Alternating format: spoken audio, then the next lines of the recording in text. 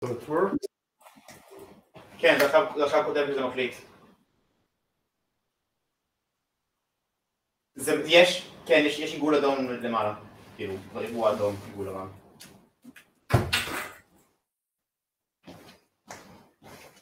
אוקיי, סבבה. וכאילו בסוף ללחוץ להפסיק את ההקלטה? Yeah, it works.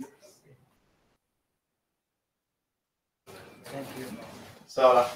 וההקלטה כאילו, איפה ההקלטה תהיה למי שלא תראה את זה עכשיו בלייב? איפה ההקלטה תהיה? כאילו, אני אלחץ לעצור הקלטה וזאת מגיעה ליוטיוב. אוקיי, סבבה. אז אני אומר עכשיו בהקלטה של מצב מוצק, שזה פשוט רגיל של 221.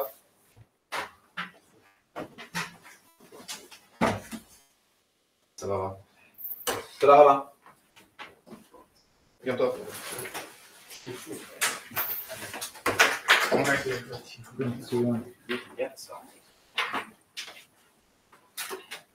I need to tell everyone that it's here. Yeah.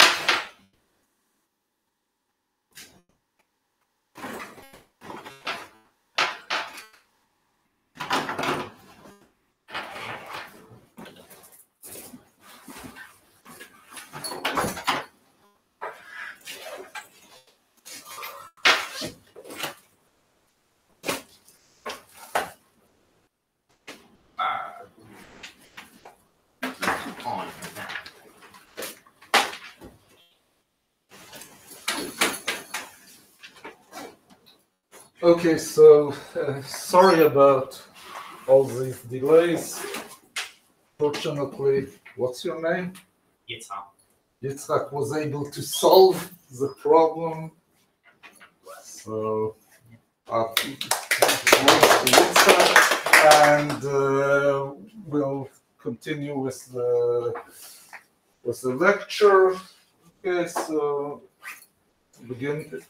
We'll do an hour lecture, quarter of an hour break, and then the last hour.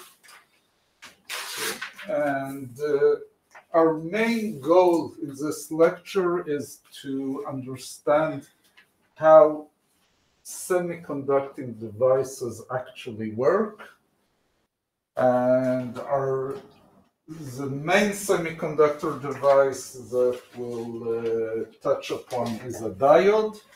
But we will also say a few words about, let's say, photonic cell, and a bit about the transistor. And let's go on. Basically, we have already most of the building blocks. So, almost any semiconducting device works on using the gap. How do we use the gap? By impurities. And lots of these devices are built on different impurities in different regions. Okay, so in the last lecture we have considered a p-n junction. So a p-n junction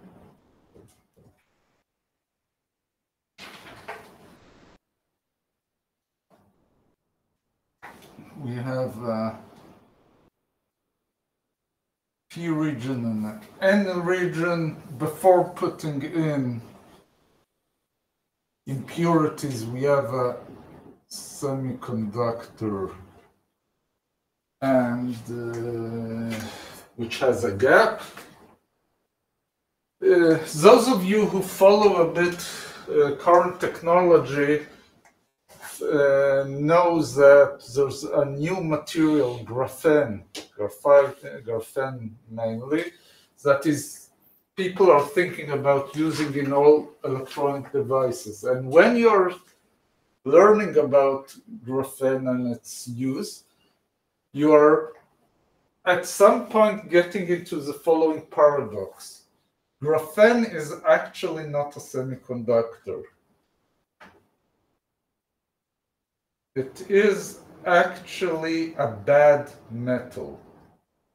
What do I mean by a bad metal? If I'll plot its band structure, it has this kind of band structure. Conduction and valence band that have much more states as you're going below or above the Fermi point, but the Fermi point is not a gap. There's one state that sits there, or one number of states, so it's a semi-metal because at any temperature, some current, a little bit very little current can go. And a lot of the work nowadays going into research in these materials is the following question. Do we try to move this material to here, meaning somehow create a gap and then play all the games that we know from semiconductors? Or the fact that the system, and usually putting graphene has very high mobility, very good current conductance. So putting in impurities actually destroys it. So you are taking an excellent material and degrade it, make it worse, just so you could go back to all technologies that you know, or trying to think how to use the situations that I have and come out with some new ways to build diodes and transistors and things like that on these materials. So the fact that we have a gap, that is the main features that enables us to use all this these technologies in order to create electronic devices, and that's why it's called semiconductor industry, because all of it is built that we have a gap in our system. Now, in this case, we put in impurities that are acceptors in one side. And now I'm just repeating things that we did in the previous lecture. And we put here something that is donor. Acceptor means that it's missing one electron in its valence and in the atomic valence band, which means that basically it wants to get an electron from somewhere. And donors have 5 electrons in their external band, meaning that they want to get rid of one. And if we didn't have this junction, the situation would have been very simple.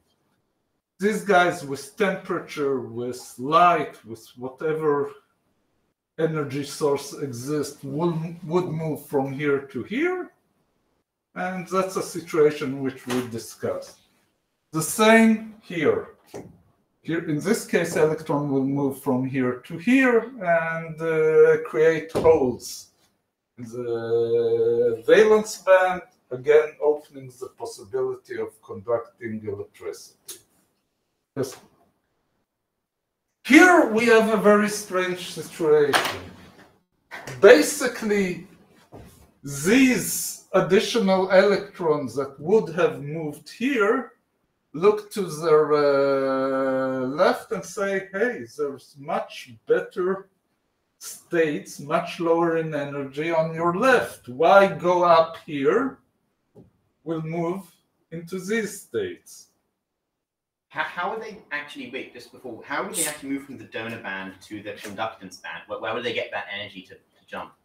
They can't gain another electron. Where would they gain it from? So what is that jumping? What is this jumping? Okay, I'll be more specific. Okay, I just didn't want. I'm using a continuous line here, not to be confused between electrons and. Okay, to move from here to here, you need. Let's call the lowest point in the band EC. EV. You need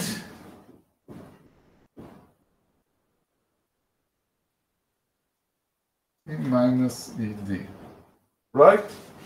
Mm-hmm. So your question is, from where is this energy? Yeah, why would they just magically get the energy? So, first of all, let's ask in general, from where does any system on our world get energy? Somewhere else. Right. And there are two very clear sources of energy that are around. One is, I don't know if you noticed, you're living in an environment that has much more energy than 0-point energy, right? Thermal energy? Right. You live in a place where you're surrounded by air molecules that hit you and so on and so forth. So it's thermal energy. So you have a source which is KBT. And since this difference of energy is usually much smaller than KBT,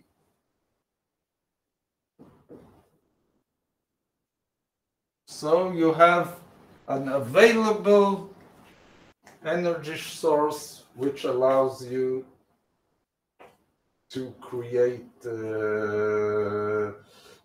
holes in the donor band and move them to the conductance band. So that's the most abundant source. The other source is actually the source that you are using in order to exist. Well, you are using a lot of energy as a human being, as any living system. So from where does that energy come? You are not getting it from the environment, because in simple terms, you need free energy, energies that can perform work, and the thermal energy around you is not available for doing work. So from where do you exist? So I assume, I've never seen it, but I assume that you eat sometimes. And if you go through the whole chain, anything that you eat here comes out of plants that have performed photosynthesis.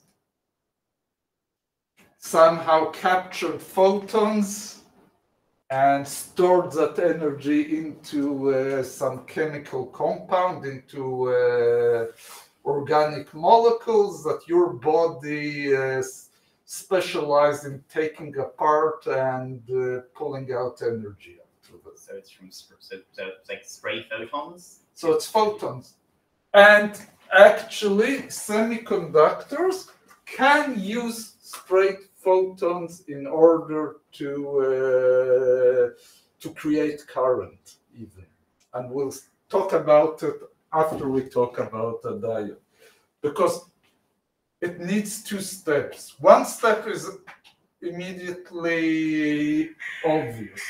Shine light on the semiconductor, and you'll pull out an electron as long as h bar omega much larger than EC minus ED. You moved an electron into the conductance band. So why do I say we need some more explanations? Because if this is the only thing that happens, wait a bit, and this electron will fall back, release a phonon, release energy, and all you did is made your semiconductor more hotter. That's not useful energy. You don't need even technology. Put a brick outside in the sun and it will become hotter. It's still not it's still... Put a metal outside, it will also get hotter. Hmm? Put a metal outside, it will also get hotter. Exactly. It just gets energy. In order to get useful energy, you need to have a temperature difference. Okay, that's why your hot water sun collector gets cold water from outside, exchanges the heat from the solar panel, and sends it back again. If you don't have this temperature difference, you won't extract energy. So in this case, you need either to couple it with a cold environment so it will heat the cold environment and you can perform some work out of it, or use a trick to directly create current, which we'll talk later on. So basically,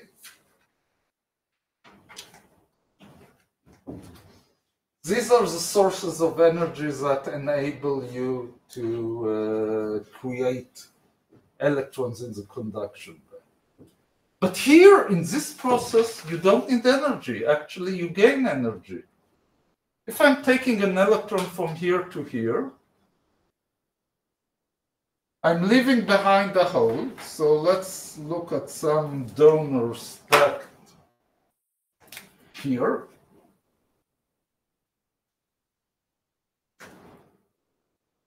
It moves an electron to here.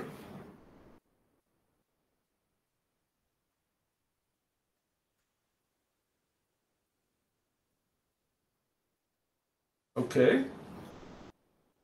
And leaves a hole here. Next one. So on and so forth until we get some area which we called dP, which is full of additional electrons. The area here which is full with additional holes to the point of dN.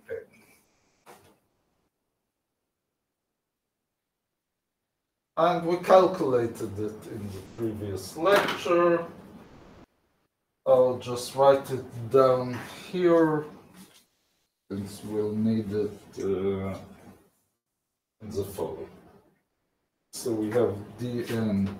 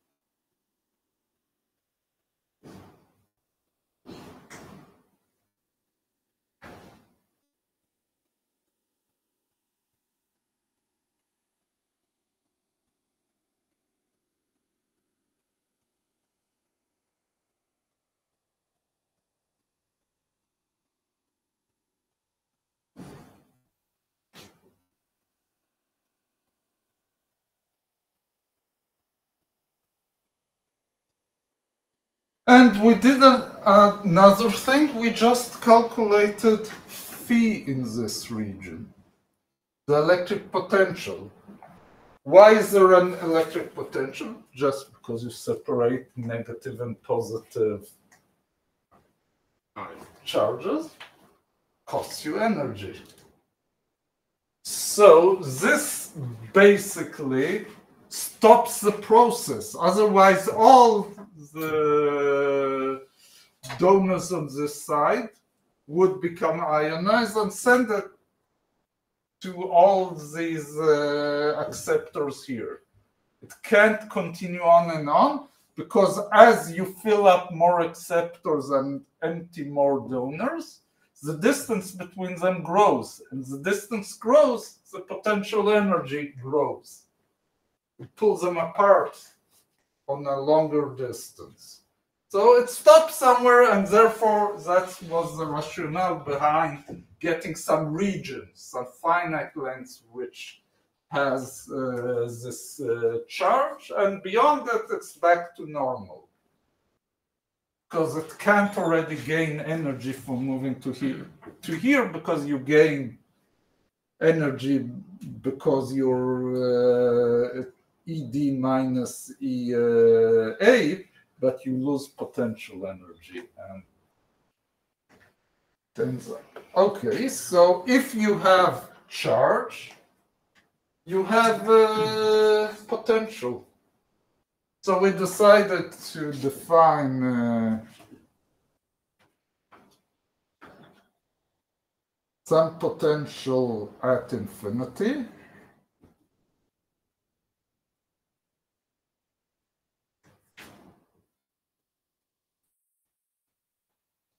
Pay attention that those distances don't have to be the same. It depends on the number of acceptors and the number of donors. If they're equal, so it's equal, but it doesn't have to be.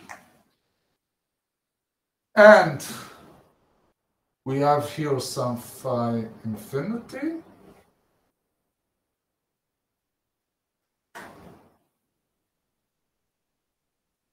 And we got some form of the potential here, which we have written in the previous. Sometimes people prefer not to use the phi in infinity, but define here phi at 0 equals 0. That's how I have drawn it. And then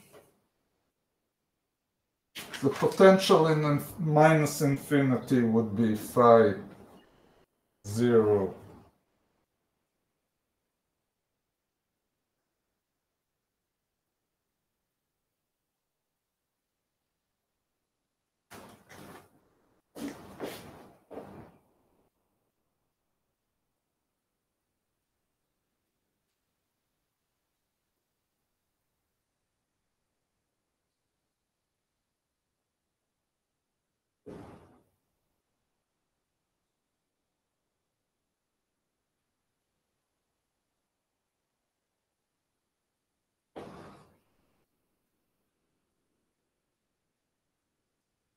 All this we actually did in the previous lecture. Okay, so the important thing in the game here is that if we look what happens from left to right,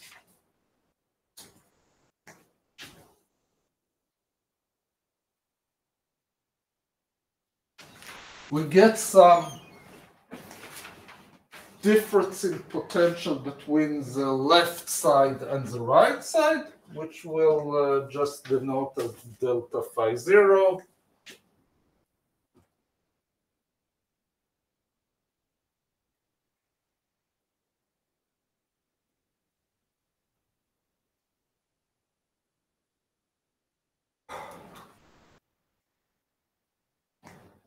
Good.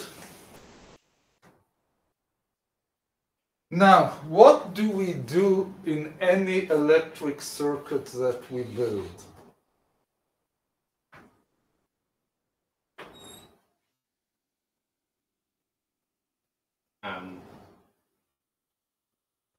charge the person you charge it after? Create a voltage difference between the ends? Exactly. Any electric circuit that you have ever built is based on the fact that you put a potential between 2 points. Usually it's your batteries that connects one point around the circuit to the other. What is it doing there? Of course, pushing current, but you can also look on it as creating a potential difference between 2 points. Okay, so this thing exists naturally. Now you come and stick your diode into some kind of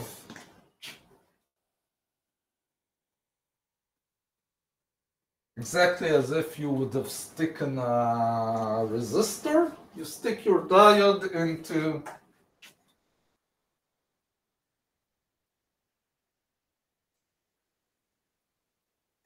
some circuit and put a potential V here. If it would have been a resistor, you would go to Ohm's law and tell me how much current goes through the system. Fortunately, this is not a resistor. Well, it could have resistance, and it's non-linear, and Ohm's law is not relevant. And what we want to do in this lecture is understand how does the current respond to the voltage, meaning we put a voltage V. What is the current that we'll see through this circuit?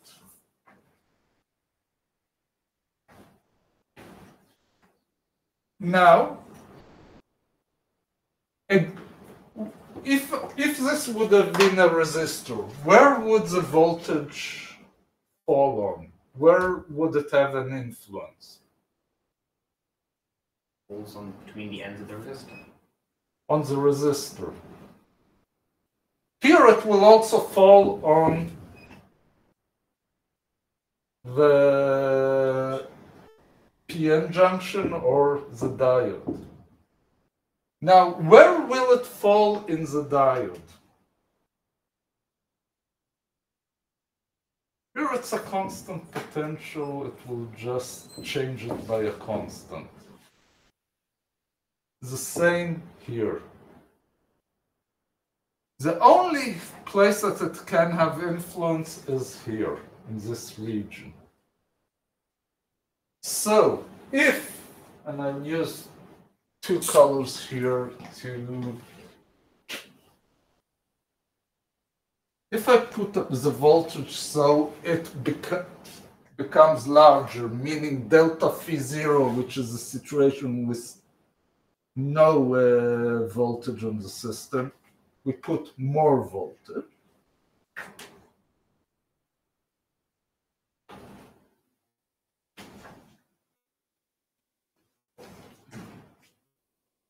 Will just become a higher barrier. It will change a bit, a bit better. It will actually make it dp a bit smaller because it makes it harder to move a charge from side to side. But at the moment, let's not worry about this correction.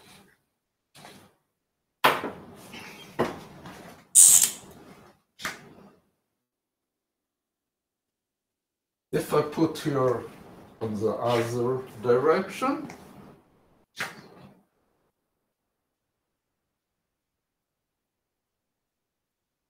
we'll make it smaller,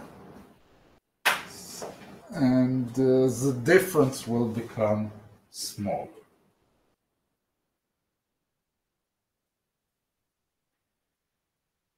Okay.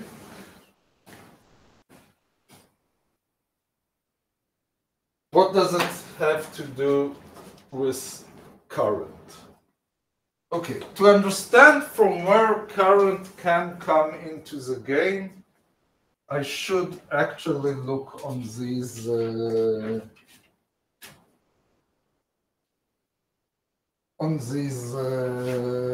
diagrams of the potential. Let's say I have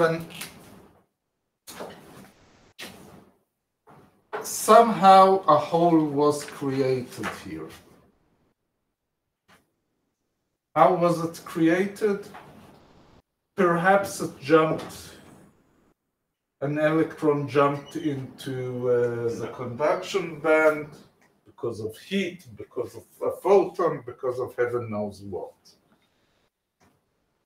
Okay, what does it see? Excuse me, a hole created here. Yes.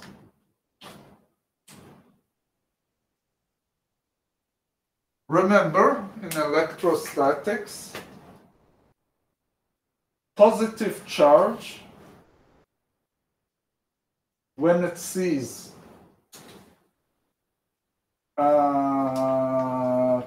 potential which is high here and low here, what will it do?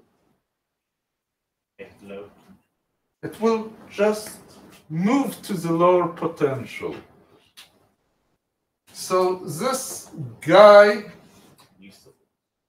will just be pushed by the potential difference to the left of the sample, and that creates a current.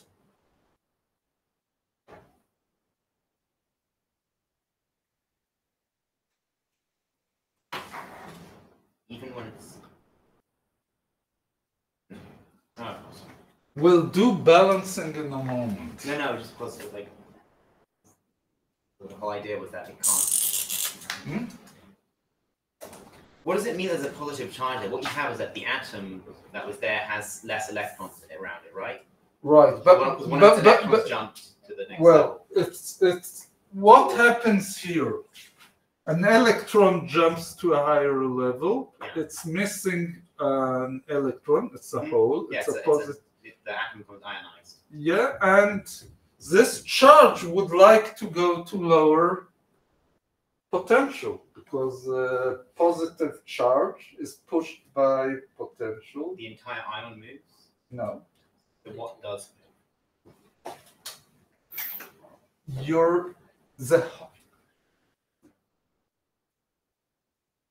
Okay, this is actually a nice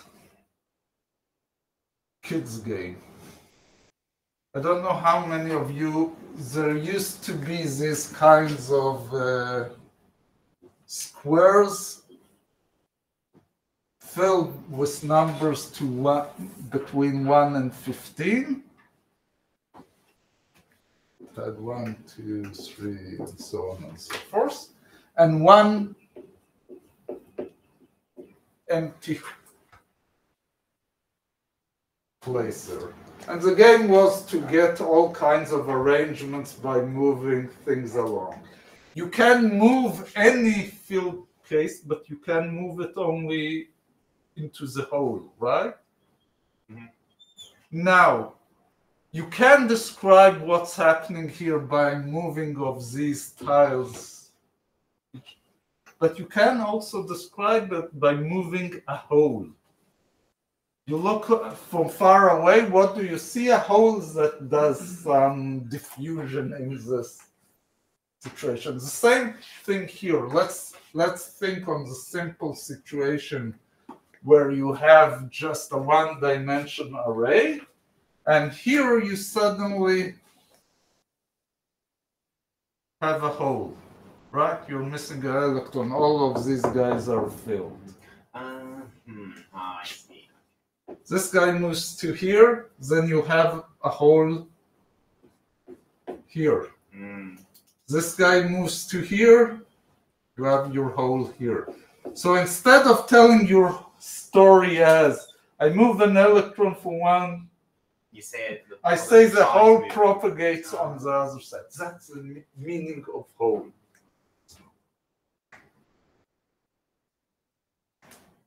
I think I understand it.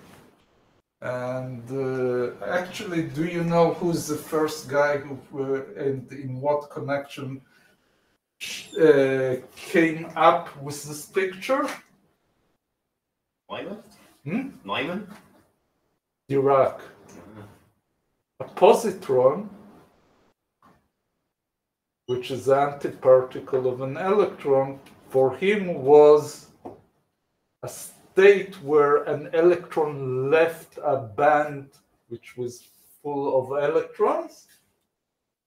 Think you always have an electron positron creation if you start with, let's say, pure energy. What's the explanation? Same explanation like here. You had a filled band of electrons, one of them jumped up, and if you're looking from outside, you see one electron and one positron, a pair creation.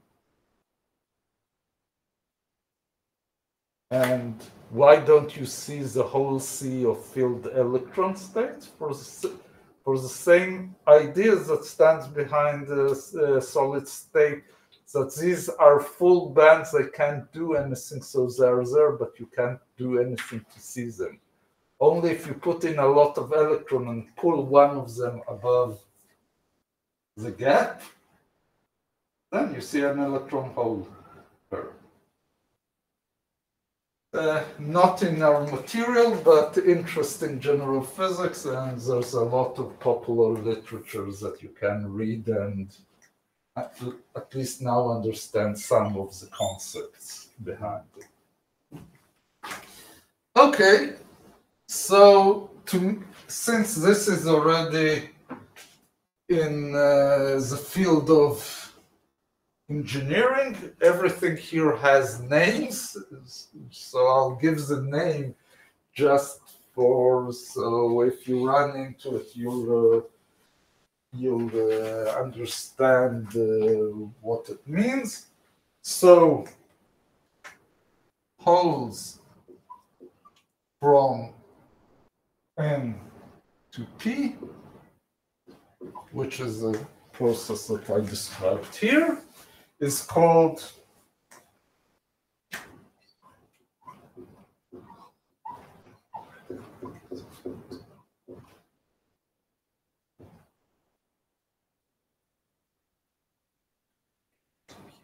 and you have to understand these terms came out in the 30s and 40s when people started to research seriously semiconductor. And why it's called a generation current? Because this hole was generated, appeared here. It's not holes that you had to put in from the beginning. It was created by thermal energy or photon. And once it was generated, it creates current.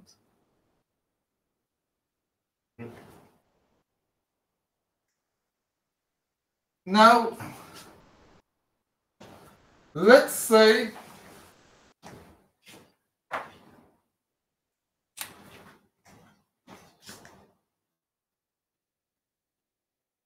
we have a hole created on the left side.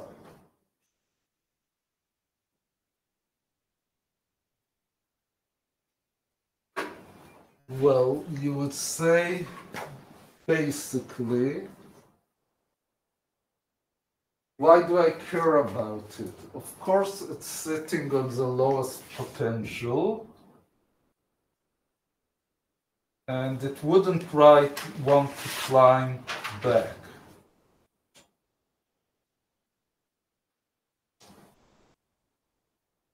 But let's give it also a name. And this guy is at a hole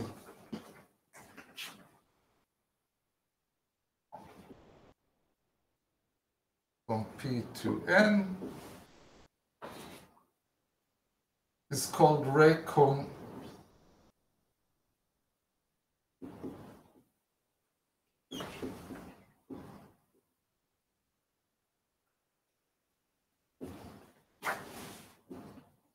recombination current. Why? What current is created?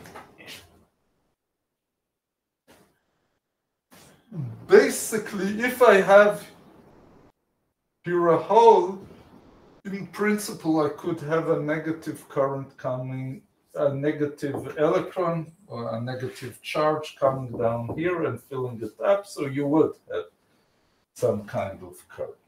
Now, this, if you think about it, it's exponentially, the probability of such a current is exponentially smaller because it has to climb above this barrier. Okay, so you can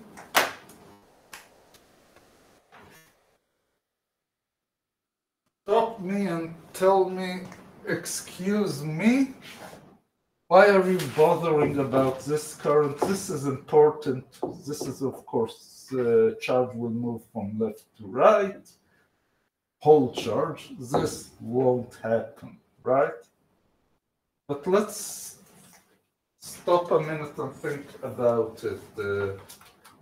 So,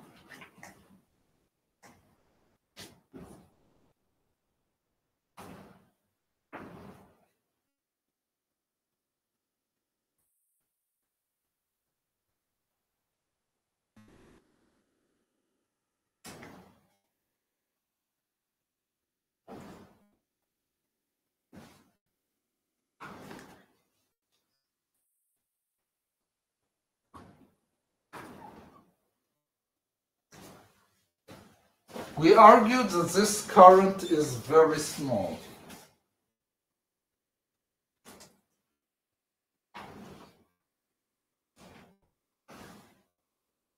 That's exponential barriers attack. But if such a current all the time exists, right? So charge will all the time move from here to here. And we won't have a steady state, and this region will become more.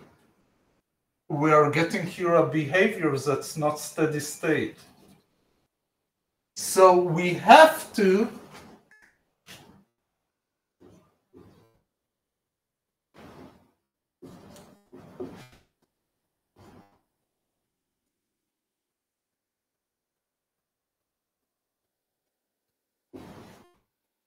see that G generation is equal to,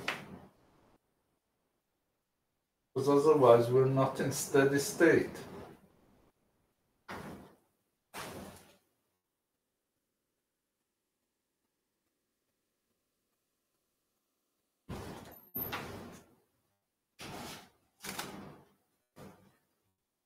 So without knowing anything about these two currents, I can write down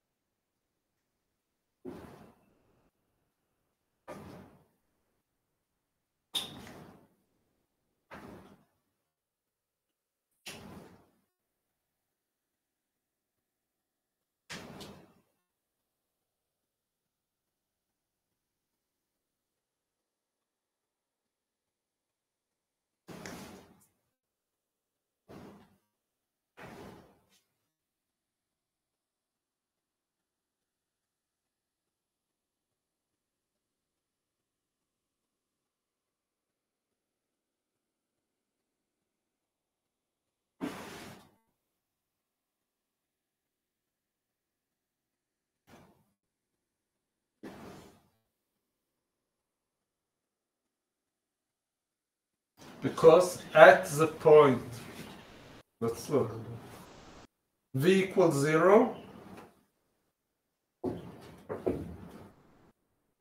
this equations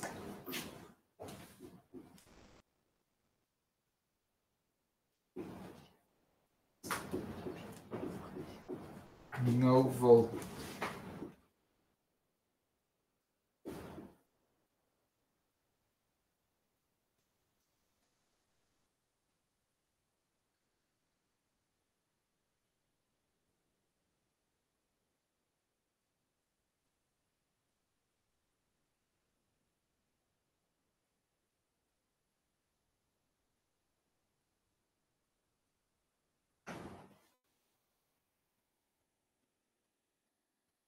You can look at it and say, I don't understand something. Phi here clearly pushes you from left to right and clearly strongly opposes you moving from left to right. So how comes the two currents are the same? Yeah, I was going to ask you why. Why would you say that?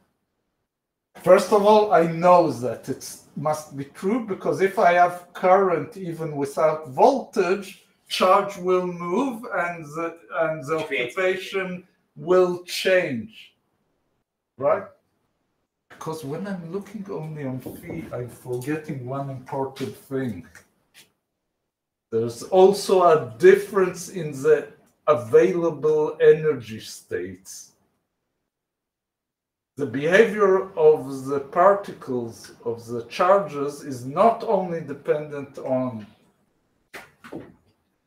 the potential, depends also on this difference. That's how we created it.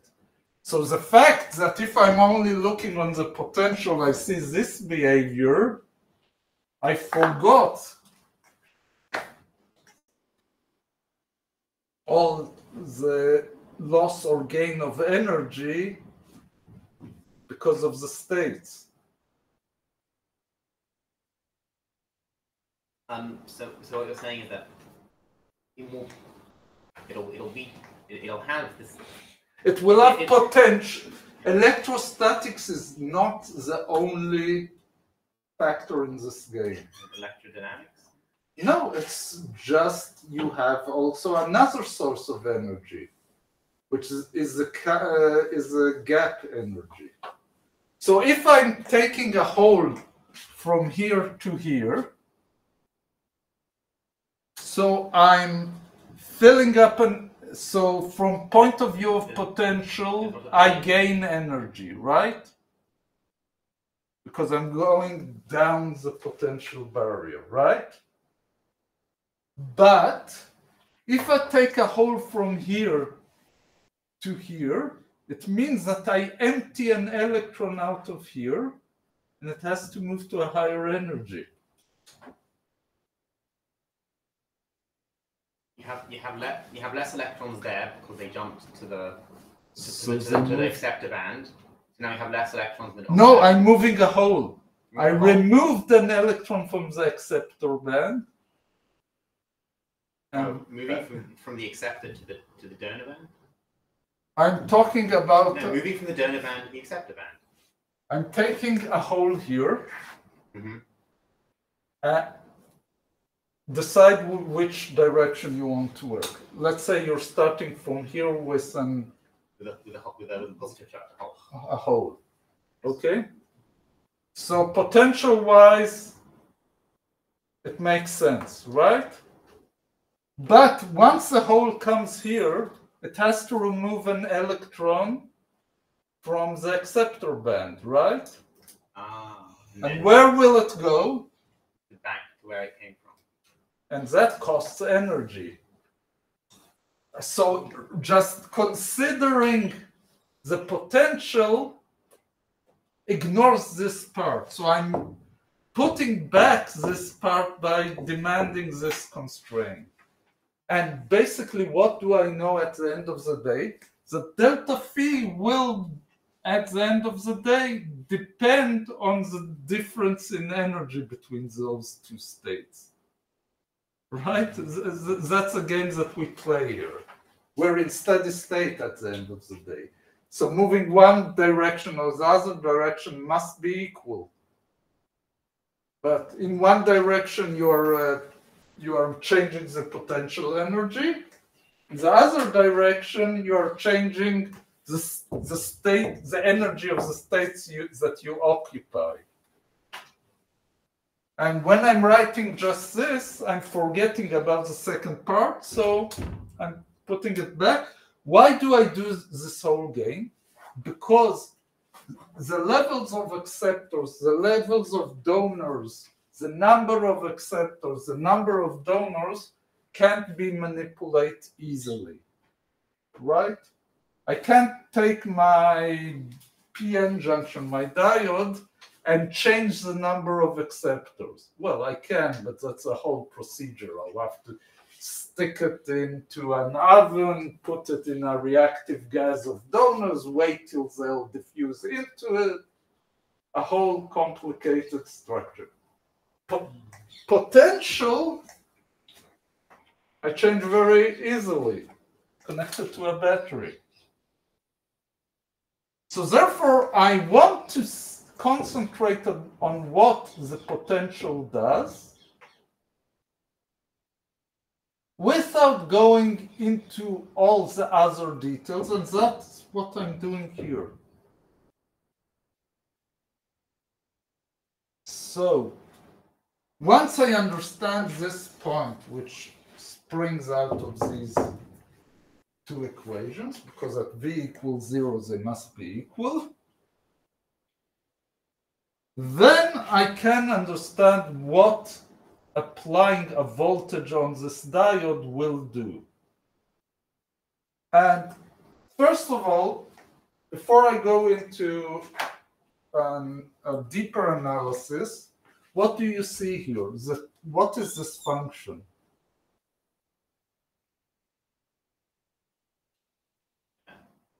Dependence on V. All these are constant, right? They don't depend on V, they depend on the internal properties of the p-n junction.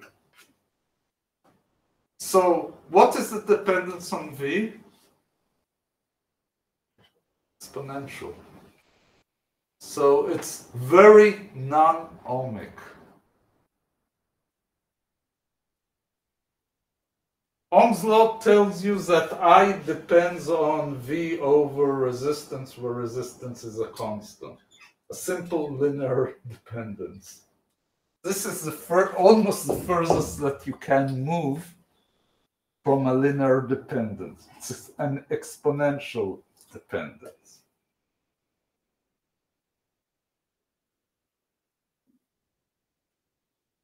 And conceptually, what happens? I can't manipulate this, but I can manipulate this guy. And since the question is moving up in energy is always an exponential dependent procedure, voltage has an exponential influence here on the current.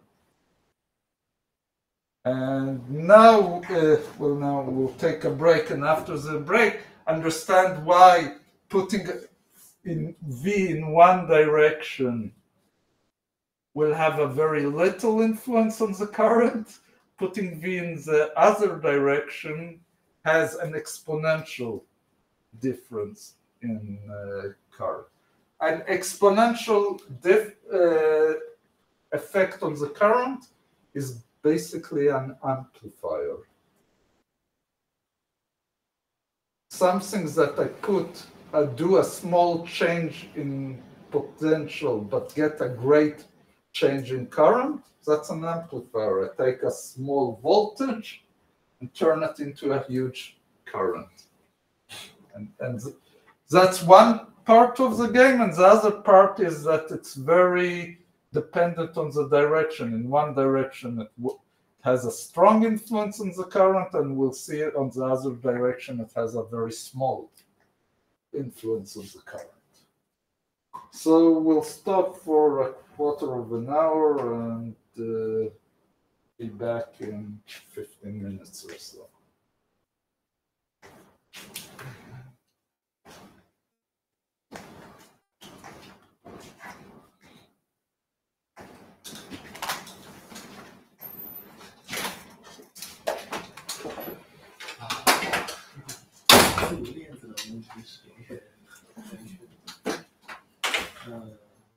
有点切入，要比如说近似连续，它比较密，也不是完全连续，因为可以近似连续，然后用后面这边方向打分，就认为它是连续的就行，对连续。它是个非方向打的，所以采越引导自由电子系统就是越相当于越强的连续。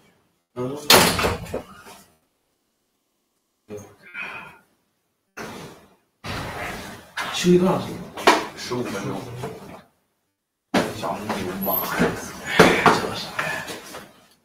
我说一牛妈呀！皮恩杰还是他妈的回听摇反掌，他妈的没摇反掌的好是吧？没摇反掌的好，我是皮恩杰，我无语了。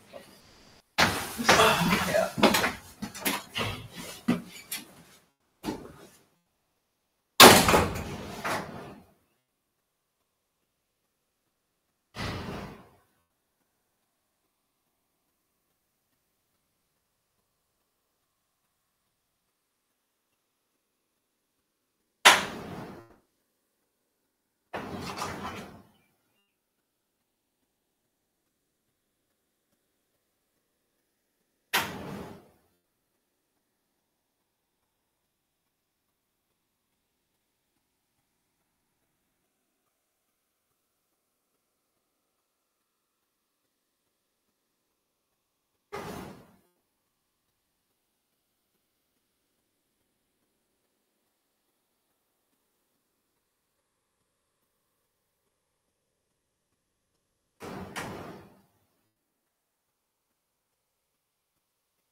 为什么加位的时候，正位的时候它会变高呀？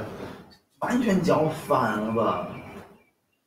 这他妈的是往偏解属于正向偏执 ，P 大于 n 的电压是他妈视力会减小呀！妈的，怎么成红的了加正的？完全讲反了吧？确实视力会减小，变成绿的。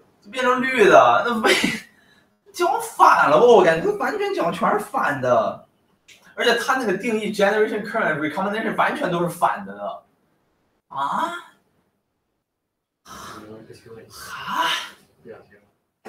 操，什么鬼啊？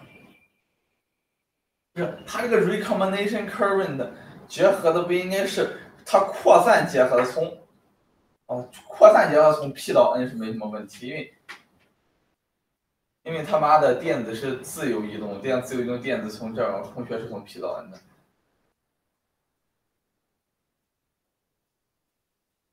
最后结合的跟产生的肯定是 N 到 P， 因为 N 到 P 会逐渐产生一个，但是电势画的不对吧？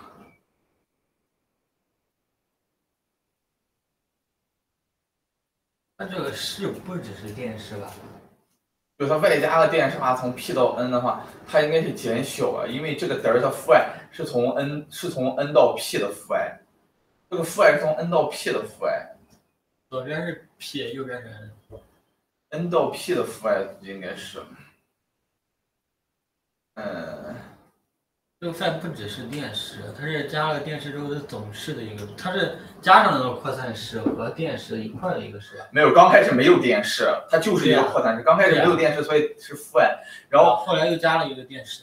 对啊，所以加电势的话，它加那个红的是从 P 到 N 的电势，还是从 N 到 P 的电势啊？红的是电子到 N 到 P， 还是正电子，还是正电？空穴，它电流加了位之后外加的，就是电流是 P 到 N， 电子是从 N 到 P 的。对啊。所以它这成了加了电子从 N 到 P 的，照它这个理论的话，电子从 N 到 P， 他妈视力会变高了。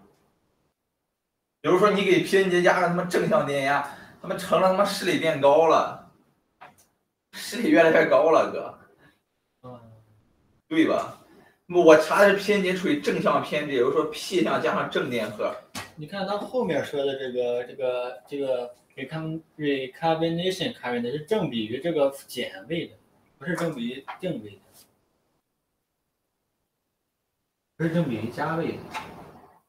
正向的他弄了个减位的。对，正向他弄个减位的，我不明白为什么正向会减位，但是我查的这个资料上，就是 P N 节加正向电压的时候，它的视力会减小。对啊，所以应该就是这个图有问题，这个式子没问题。这个式子上还是减位的，就是视力减小的。但为什么它正位要画个加呀？我操！它一会儿电子，一会儿正电子。哦，有人说这个负位其实是表现出正位的东西来，是吗？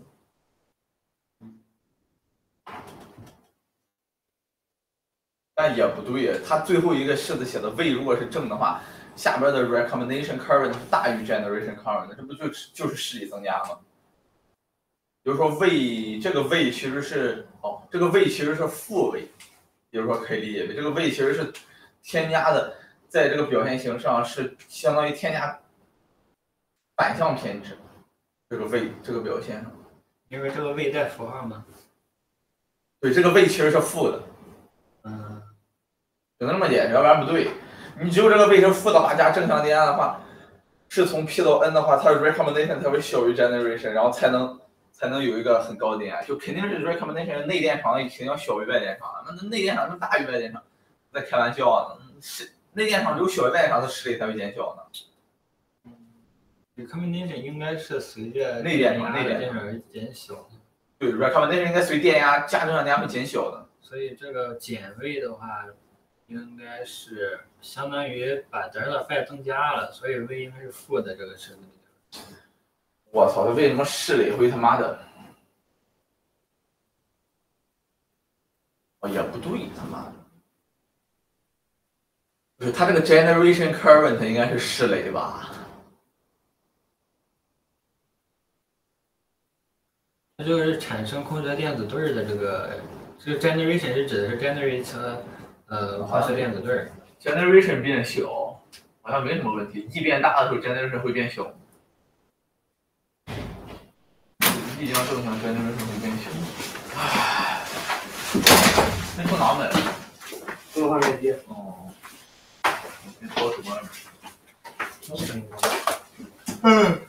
这在讲什么牛马呀？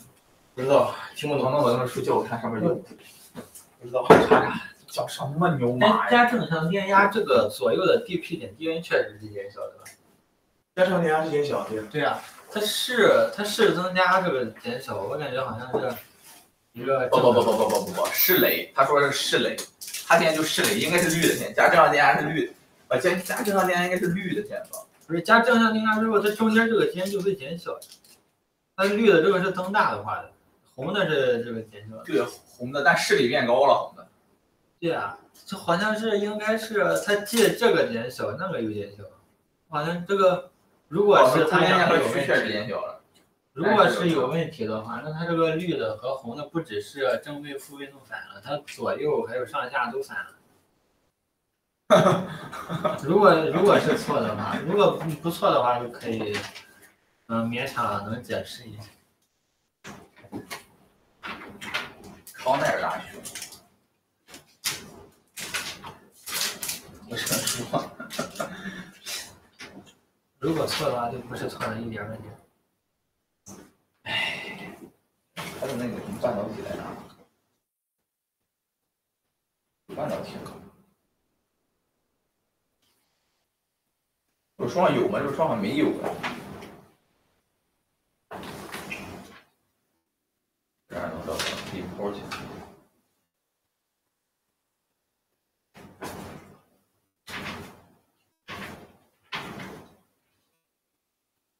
知乎者也了，批的清楚。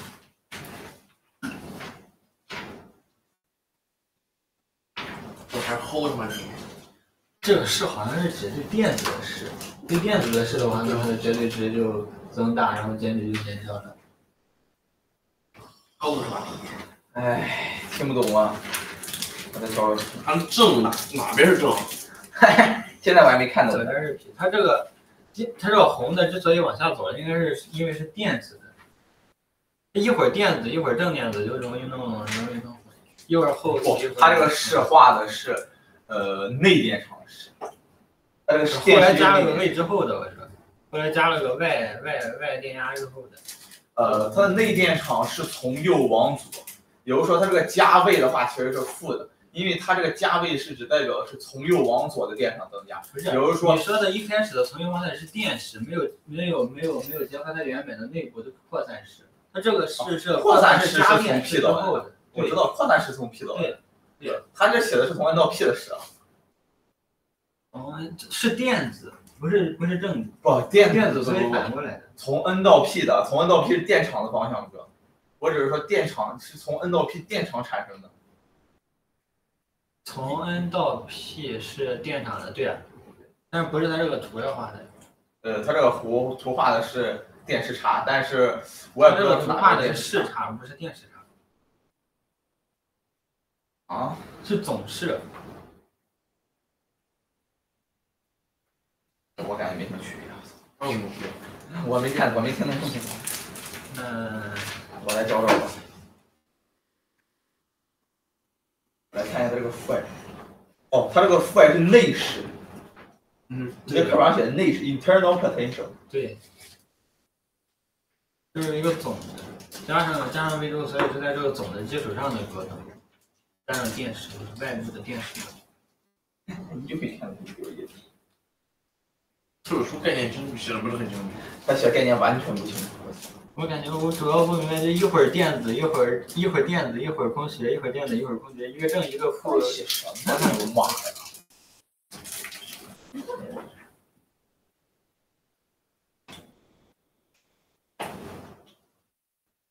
对呀，它这个电场指的方向是电势逐渐变小的方向。对啊，对啊，那这不就是合理了？就是电场就是从 N 到 P， 它这个 phi 就是内势，就是内电场产生的势。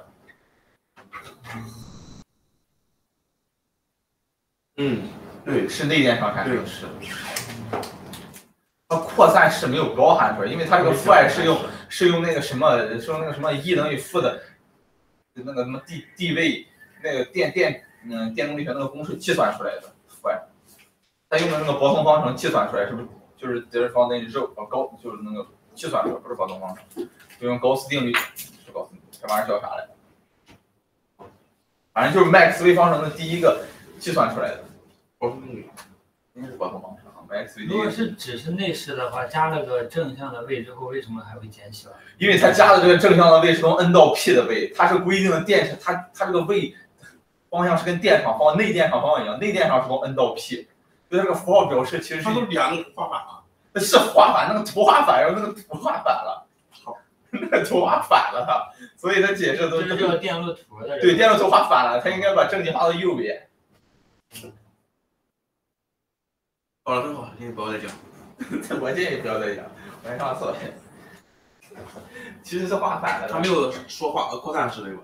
对，他没有说扩散式。他刚才来他妈写那玩意儿也不对呀，看一懵，也不，对呀。他这个位就是电势，他绝对不可能是扩散式，他没有说扩散式，他都没有用扩散方程来表示扩散方程只能用扩散方程来决定，他不可能用麦克斯韦第一个来决定。如果这个位是反的，它反过来之后就是一个反向电压，你加了位之后，中间这个正位是表示反向电压，负位是表示正向电压，就是绿色的是表示正向电压，负的绿色表示正向电压，然后红色表示反向电压。没吃饱。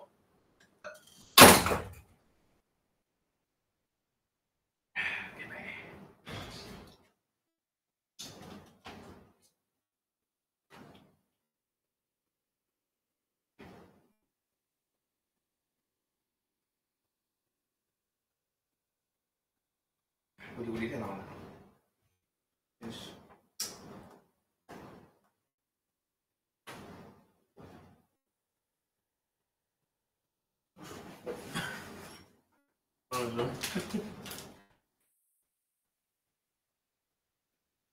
我快扎死了。我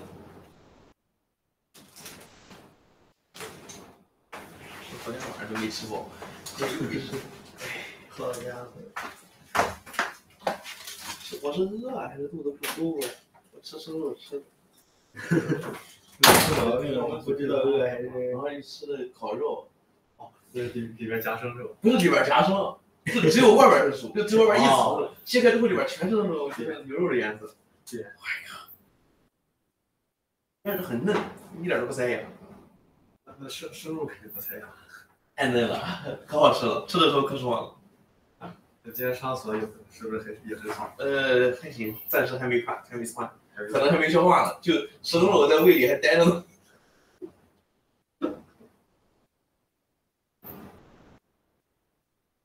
哎，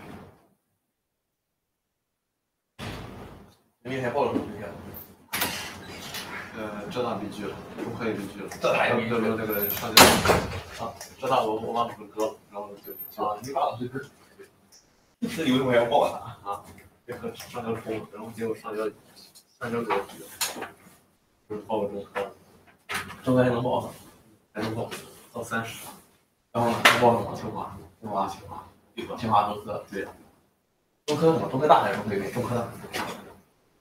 记啊，老板那么厉害，留着算了。那读个硕士再读。读了说，可以，但是换一个，主要是在这待不下去。主要是没有家人。也算是。做量子，我以后准备做量子。改良做量子，需要这个1米量子系之类。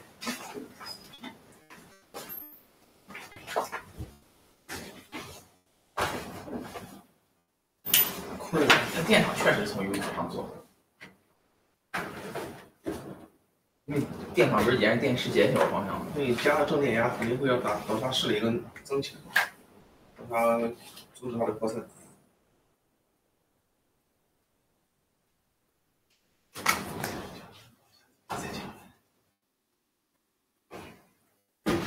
讲还没有知乎老哥讲的多，好像真是。我也是，知乎老哥讲的很快。我知道，我一直都看知乎，知乎其实讲的挺详实的，确实。不讲挺不错的。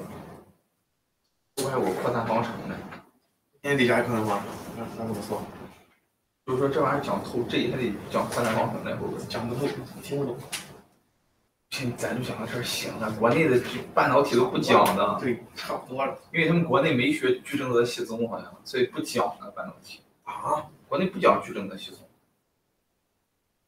国内系统基本没学，我是学，包括学哪还是华科那个。他们统计和构成物理一学期。对啊，他们统计基本是只讲到麦克斯韦、玻尔兹曼那个热力学分布之后，后边系统的话大概稍微一讲，基本不是系统，还有那个波色什么那些波色冷凝不挨算统计什么那些统计，包括埃塞姆完全不讲，埃塞姆也很往后边。你刚统计讲。麦克斯韦和玻尔兹曼就推那个平方根速率，咱们就当做一个例题讲。对啊。对，咱们当例题讲，他们就讲那玩意儿，来回因为我考那玩意儿。就考那个自由气体。Good, let's continue.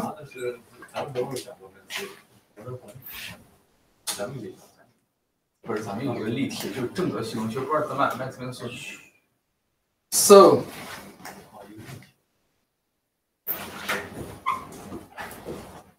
the total current of holes would be the recombination current minus the generation current.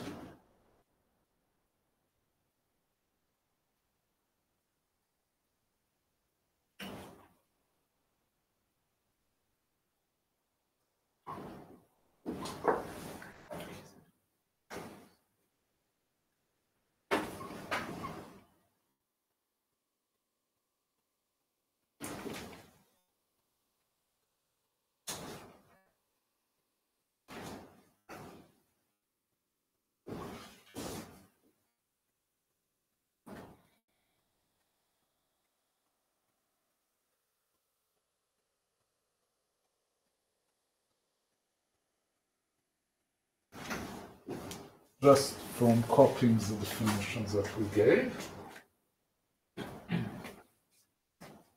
And the same behavior exactly I could describe from the point of view of electrons. Of course, for electrons, everything will be in the opposite direction. But since electrons are negative, they contribute negative current, meaning in the same direction as the holes. So the total current, which is J hole plus J electron, will be basically the same behavior, or we can write it down as E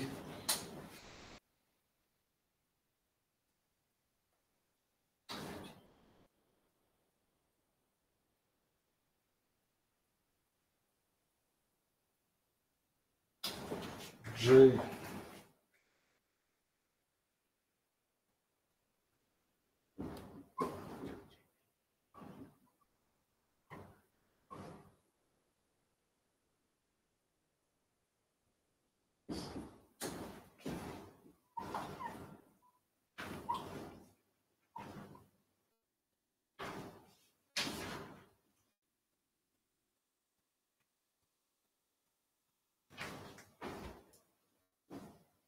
So it's some constant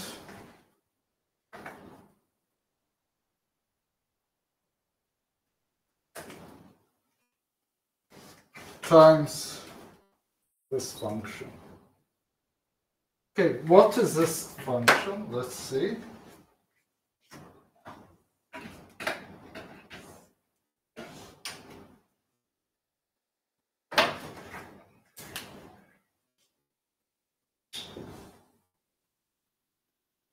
Here V, that's here J.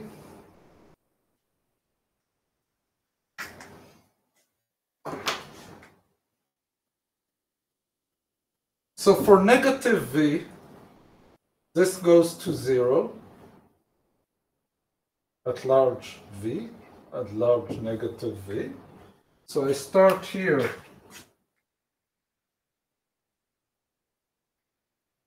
from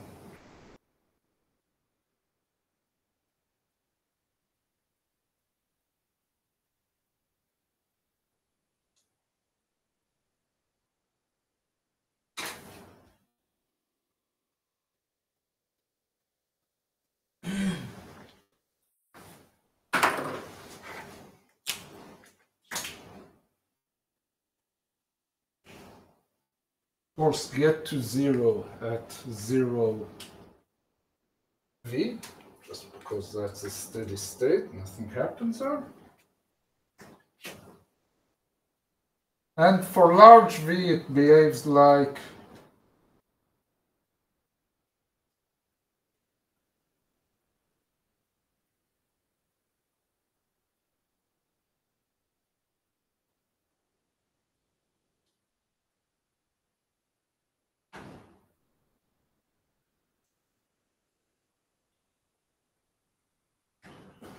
goes up exponentially. So, as I alluded in the end of the previous lecture, very non-ohmic behavior. When I put the voltage on one side, it increases exponentially the current, so I have an amplifier. On the other hand, when I put the voltage in the opposite direction, I have just a small correction to the current, which becomes constant as V becomes large. So basically, these are the properties of diodes which are used in the electronic industry. First of all, the simplification. Like, second of all, we see that signals with positive V come out very prominently. On the other side, they don't. So we have something to take an AC signal and turn it basically into DC.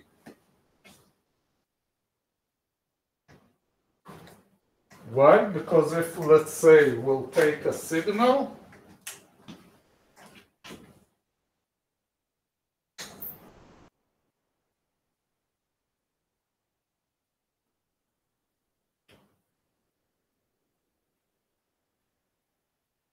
take a nice sinus of V,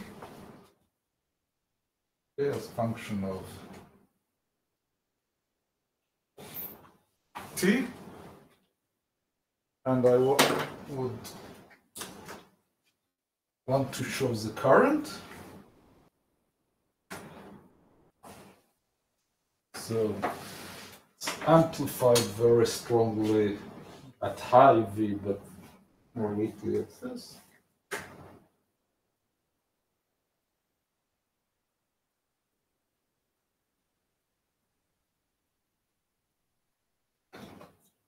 And this is the type of current I pull out of this device. So I took something that went in both directions and turned it into something that almost goes only in one direction, not the other. And this basically replaced almost in any technological use the old vacuum tubes, which basically, for those of you know, basically had an anode, a cathode,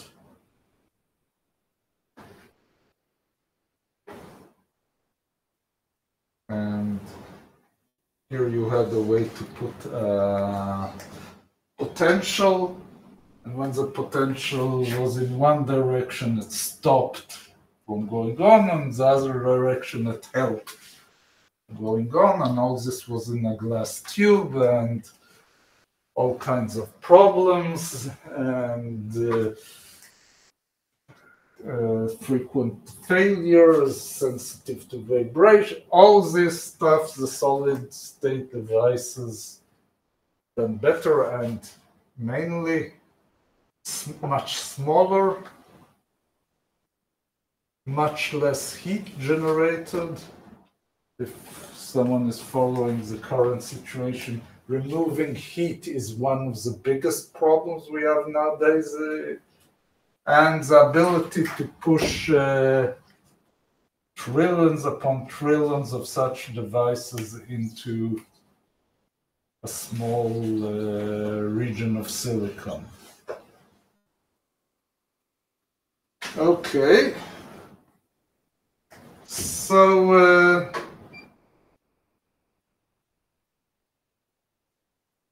what is a photoelectric cell?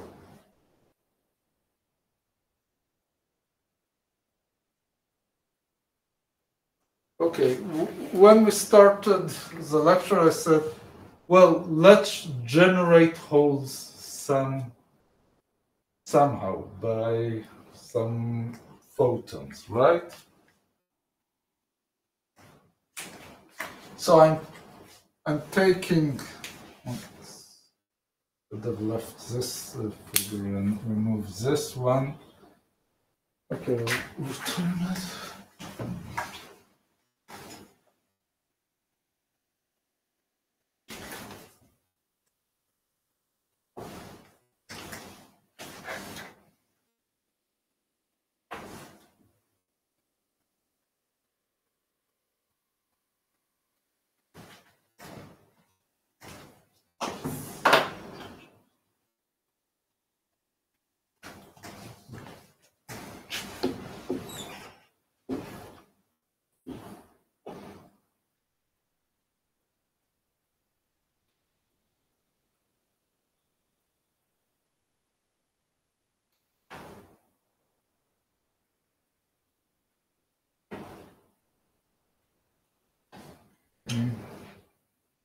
The donor source.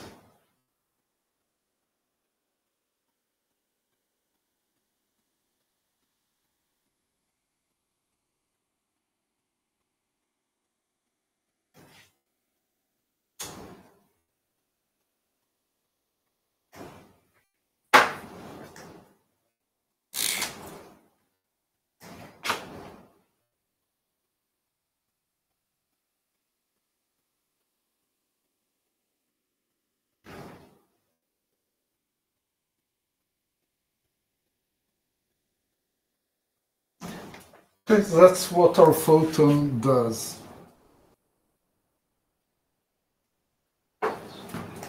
Gives additional energy.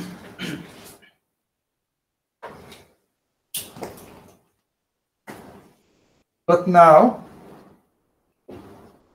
this guy can move to the other side, create a current.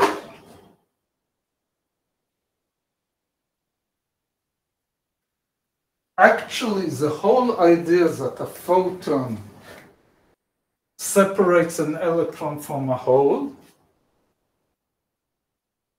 how do you pull out of it useful work? And this is not a human technology. This was first created by the first bacteria who learned how to do photosynthesis, is you have to take all that the light can do is move an electron to a higher state and leave a hole. This by itself is not good enough in order to create useful energy, which the plants use after to build molecules. We use to power some electronic device. You have to have some additional thing which separates them, sends the hole and the electron to different parts of the system, and then creates current out of it. So here you can imagine how it's done. Actually, it's fascinating how complicated molecules are built around this photosynthesis, actually to facilitate this separation between an electron and a hole. And a different mechanism, some semiconductors have a maximum in their valence band and the conductance band in different points of, in different K points. That's known as indirect band semiconductors. And there's a separation can happen also without having donors or acceptors in this game. Okay, so this is one use of such device. The other use, and the most famous one of this PN junction, is actually to create a transistor.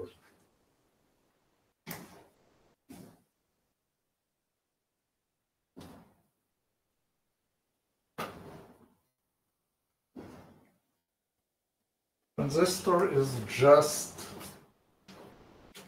3 regions, 2 of them filled with either N or P. It doesn't matter from our point of view. Technologically, it can be easier or harder to manufacture either a PNP or a NPN transistor.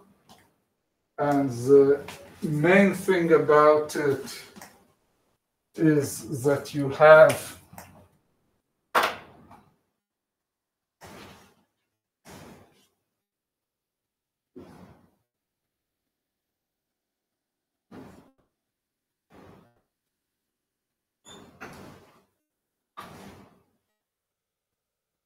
connected in 3 different points. Sometimes it was called a triode from 3.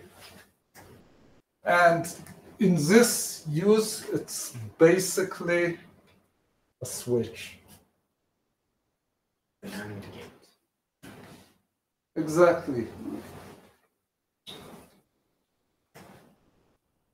If we take this guy and try to move current through it, if the voltage is in such a way that it increases, so basically if I look on the electrostatics of, let's say, a P and P junction, we'll have such a structure. Just think on 2 diodes that we connect back to back. So if V is in one direction, it lowers this hump. If it's in the other direction, makes it higher. And as we know, moving from one side to the other will become easier or harder exponentially as function of V. So if it's in one direction, it closes the circuit. If it's in the other, it opens. And basically, once you have a switch, you can build all logical gates, memory, anything. So it's the way it works that if only one of the two voltages are on, then the added potential there isn't so great that the current can't pass. But when both are on, then it's because then the current can't pass anymore. There's too much potential. Right. And when none of them are on, there's like it also. If none of them is on, you don't have current, because then you're in a steady state.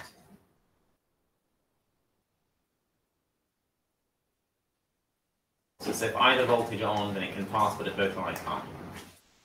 Well, I prefer to look on it as a classical switch. I put voltage here, right? Now, one of the voltages will change a bit the height, but the other controls one of the voltages. This one pushes the current, and this could be quite. And this controls whether it's open or closed.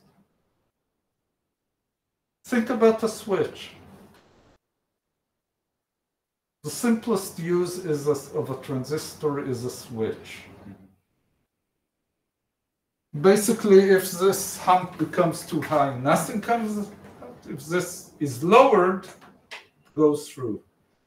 How much goes through already depends on the voltage here.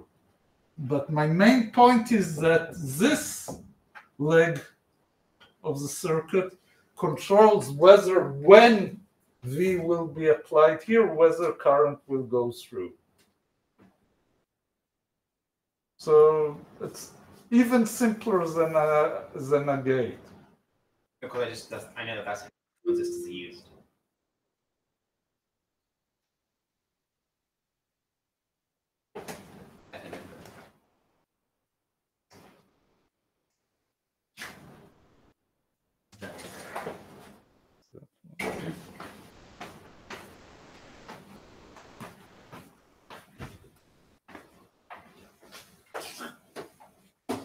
Careful mouse.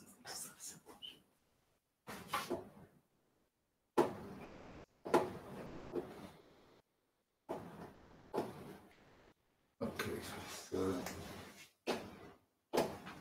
I guess your huge would miss the last half hour.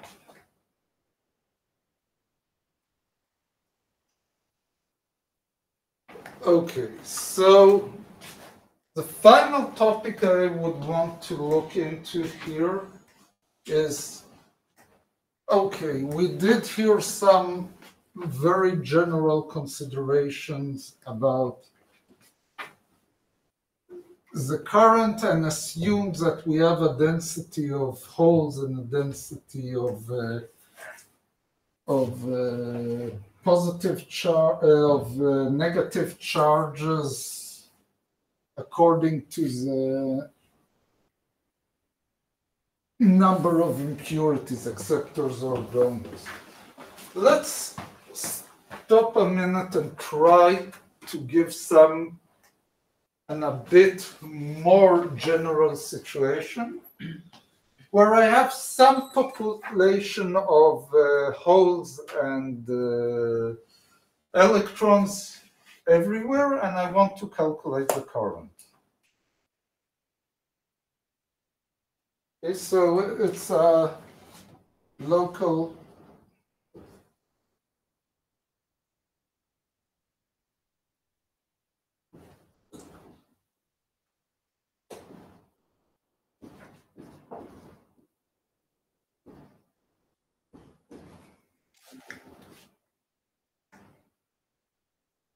Okay, so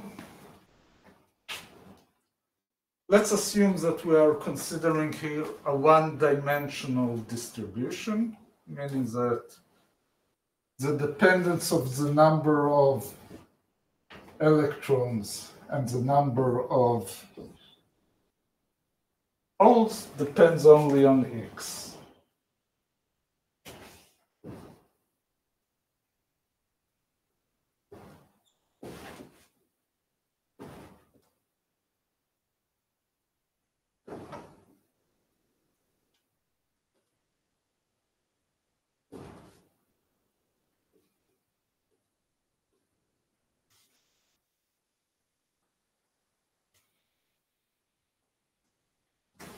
And in order to have current, I have to also have an electric field.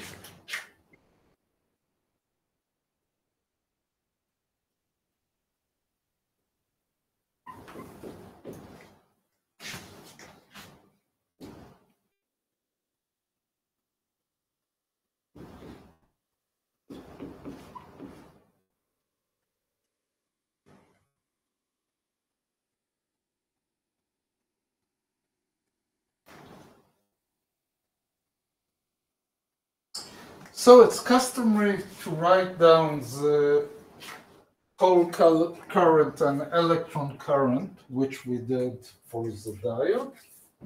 In general, current of electrons at each point x and current of holes each point x as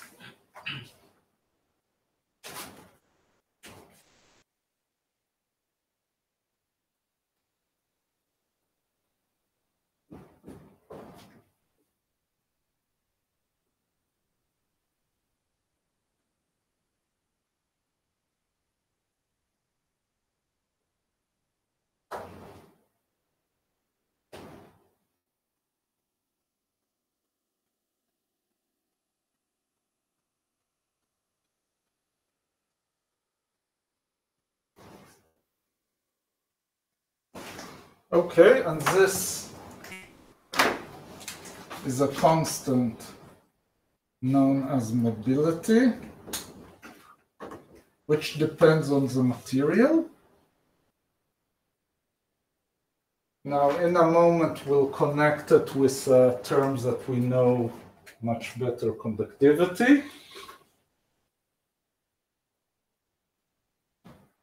And what is actually written here?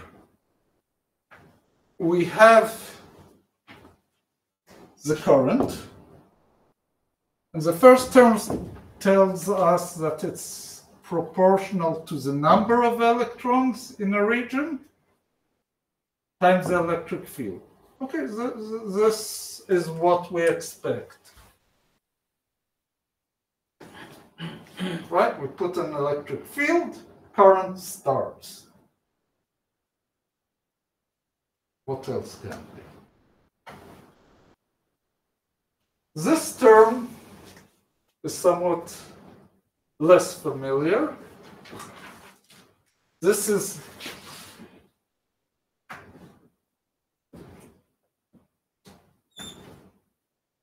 constant.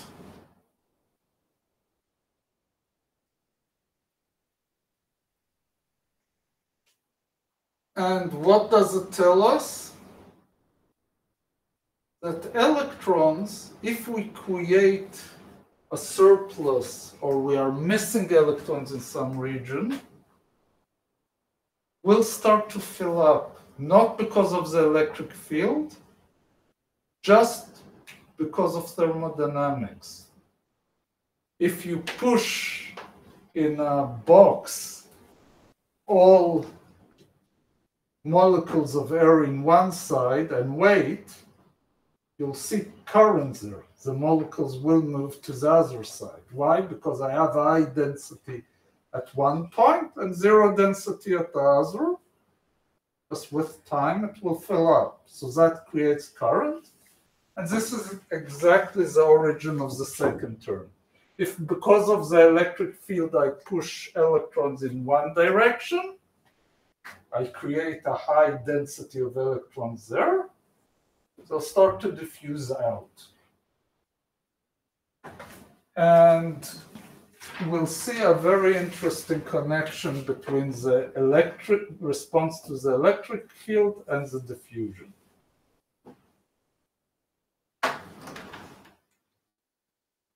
Okay, so first of all, what is mobility? It's a new term.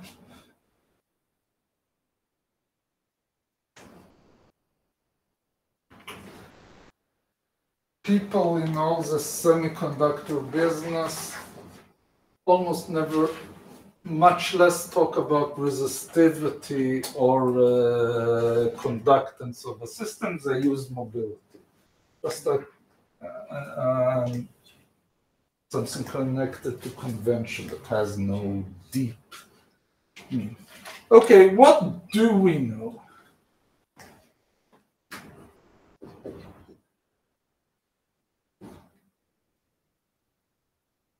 Right, this is the terms that we're all used to.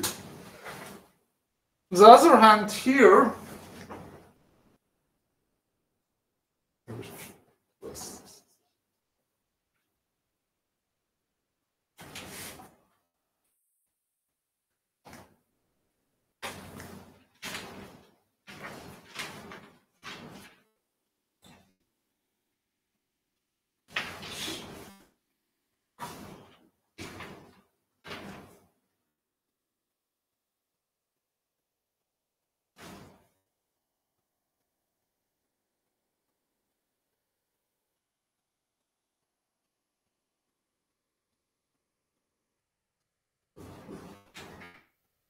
this is the terms that I'm using here, where now I'm using the electric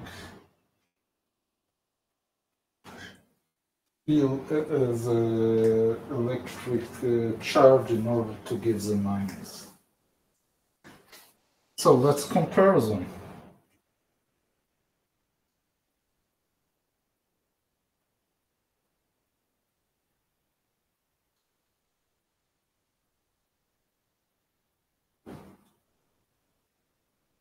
Okay, just looking at the two definitions. What is sigma? Go back to the beginning, actually the middle of the semester. Sigma is just, let's use the formulation of sigma, which has only material dependence, and it's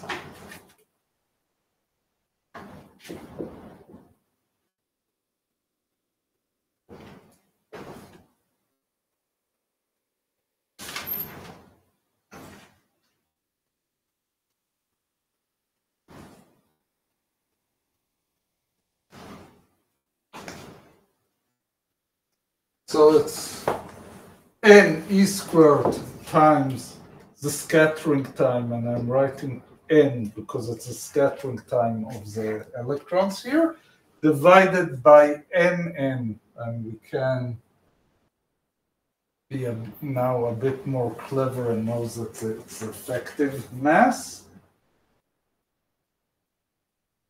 divided by En. So what's nice about mobility? We threw out the density out of the game.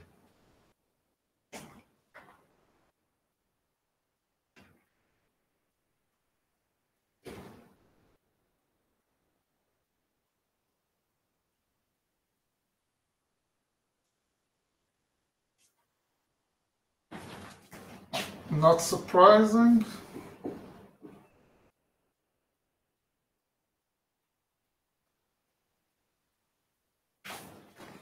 The mobility of the hole depends only on the scattering time of the holes and the effective mass of the holes.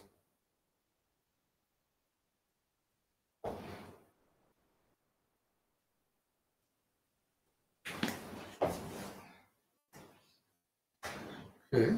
In equilibrium,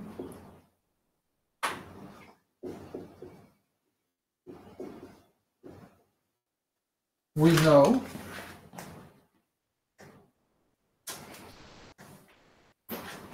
that the number of electrons will depend on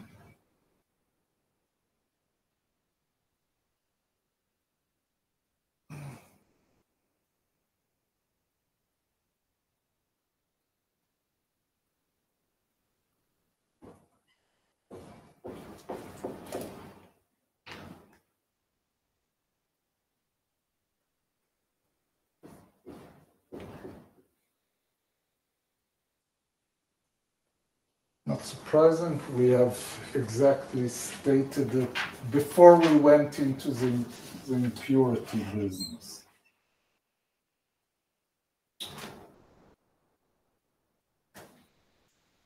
Okay. What is the current in equilibrium? Okay, the electron current is equal to the. As the electron current is equal to 0. Because nothing moves, that's the meaning of equilibrium. Very important, anytime someone asks you what happens to a time-dependent quantity in equilibrium, the answer is nothing, because equilibrium means that nothing changes. So I can take the equation, write G E is equal 0.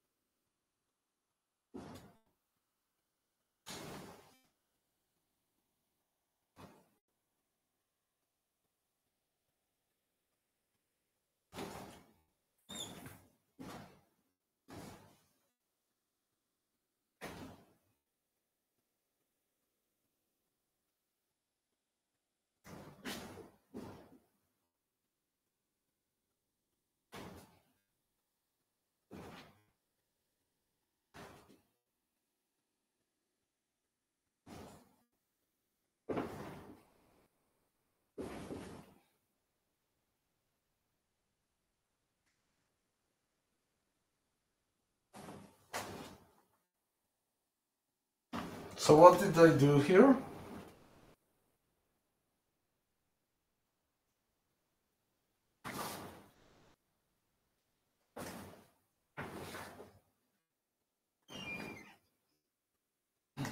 I just wrote down N. Here nothing happens to N.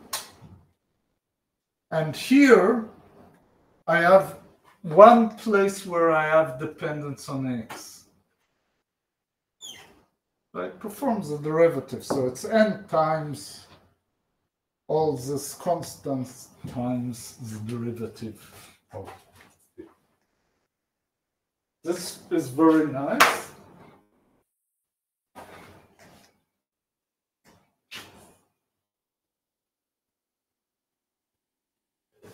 Minus in the first term because it was minus d5. Because of the definition of E as negative. I'll in a minute put in E and forget. Actually, I should have written it. As long as I remember it, it's okay. Important thing, we lost here dependence on N and on phi.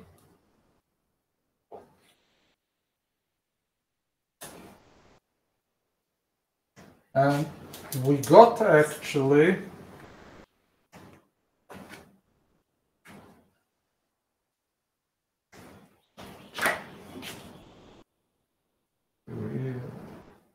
write mu N.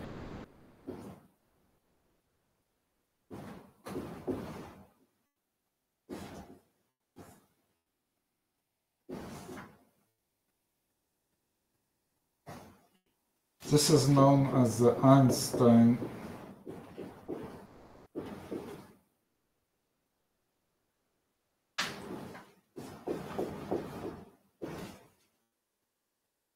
Einstein, the same Einstein that gave us general relativity and the photoelectric effect. It's interesting to note that thermodynamics and statistical mechanics, you can say, was the launching point of Einstein's work in physics. Same years that he did relativity, the special relativity, He had 2 papers on, someone knows? I may have one Brownian motion. On Brownian motion. And if you, this is an extremely interesting relation. Why? Because at first sight, it doesn't make sense. Missed the minus sign, didn't you? I pulled the minus sign into the E, use E with the correct sign.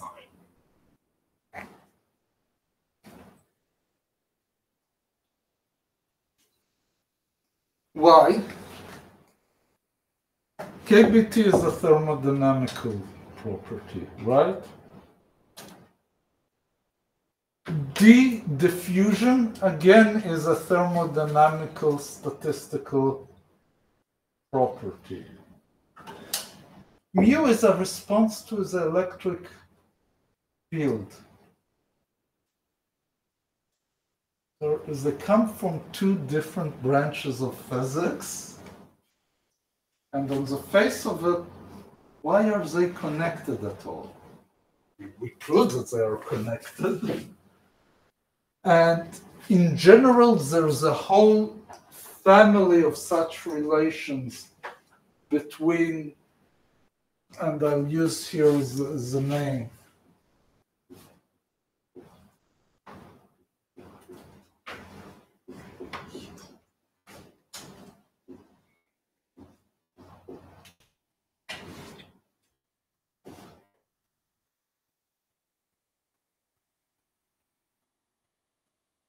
Fluctuation and dissipation the relations or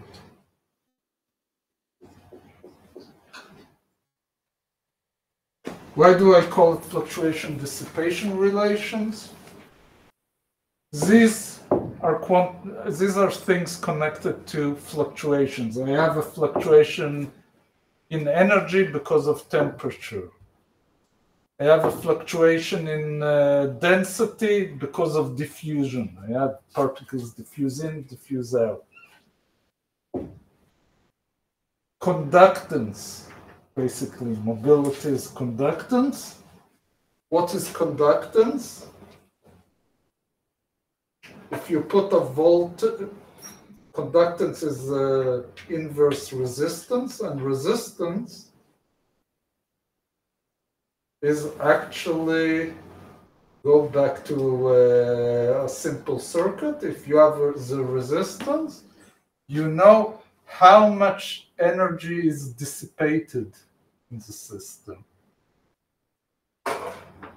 So fluctuations and dissipation, and that clarifies a bit why the 2 quantities are connected, are intrinsically connected between them.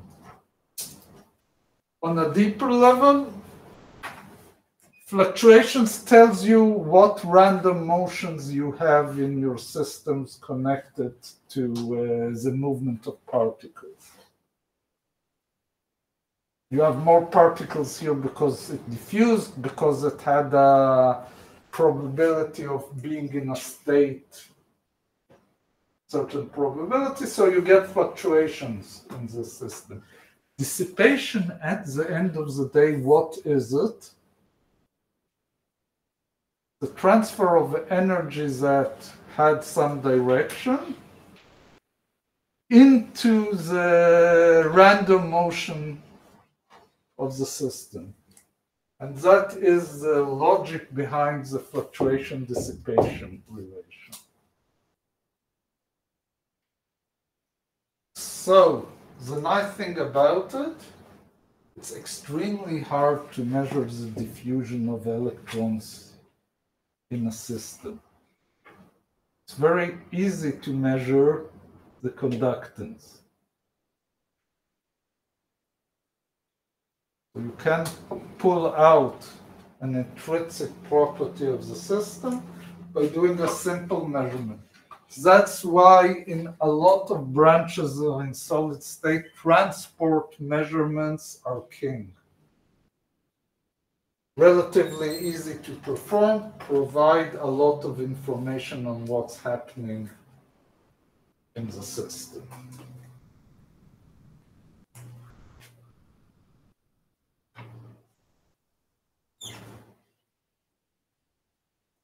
Okay, let's do another small step and see what happens if we're not in equilibrium. If we're not in equilibrium, J is not equal 0.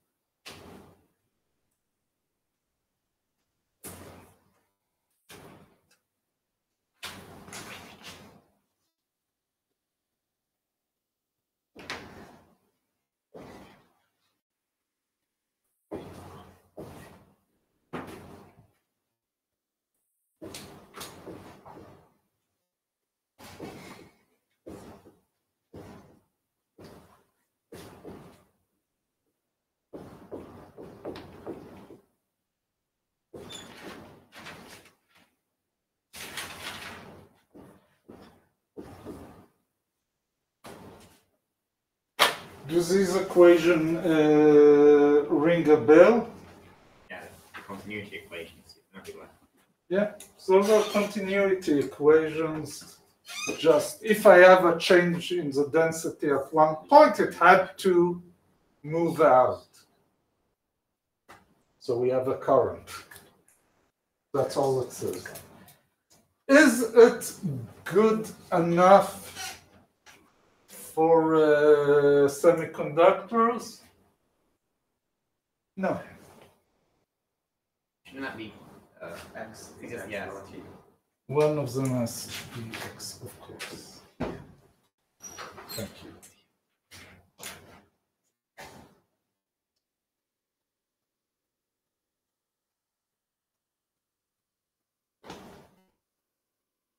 It's not good enough, and why?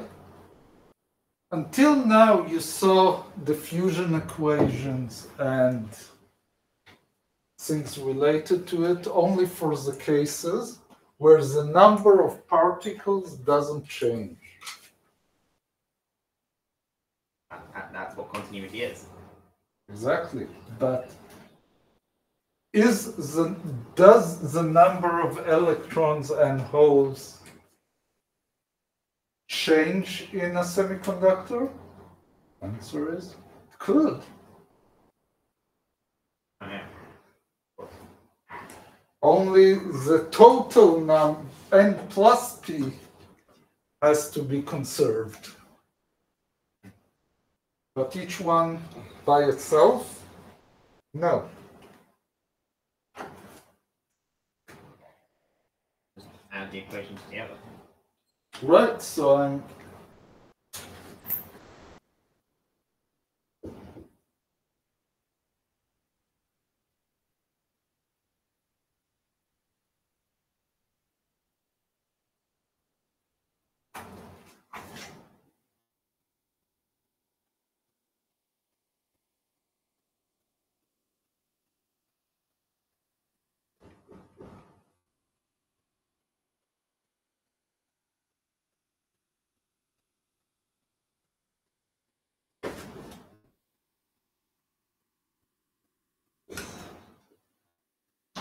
so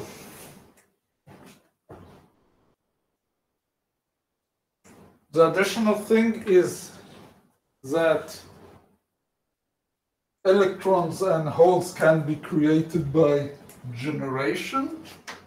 For example, a photon that kicks up an electron and creates there an electron-hole pair, and could be destroyed by an electron falling into a hole state, and now you have none of them. Okay, all you have to do is rewrite these equations.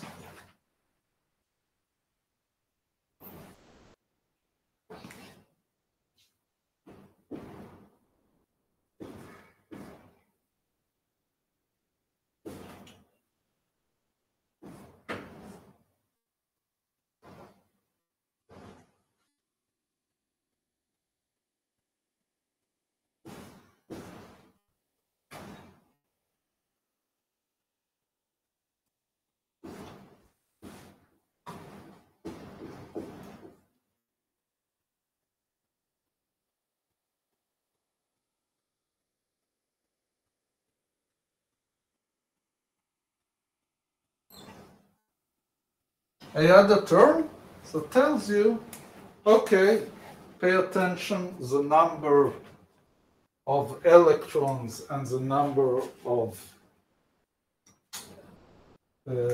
holes may change because of, with time, because of generation or recombination.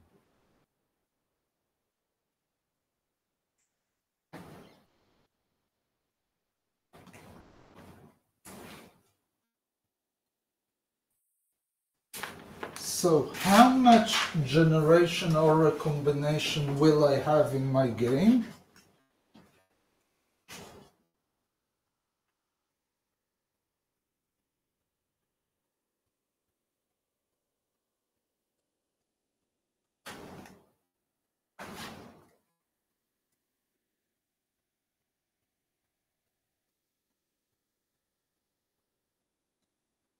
If I have too much, I'll have recombination.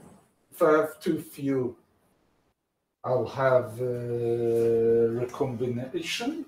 And what defines what is too much or too few? In what level of holes and electrons I have just right number of them?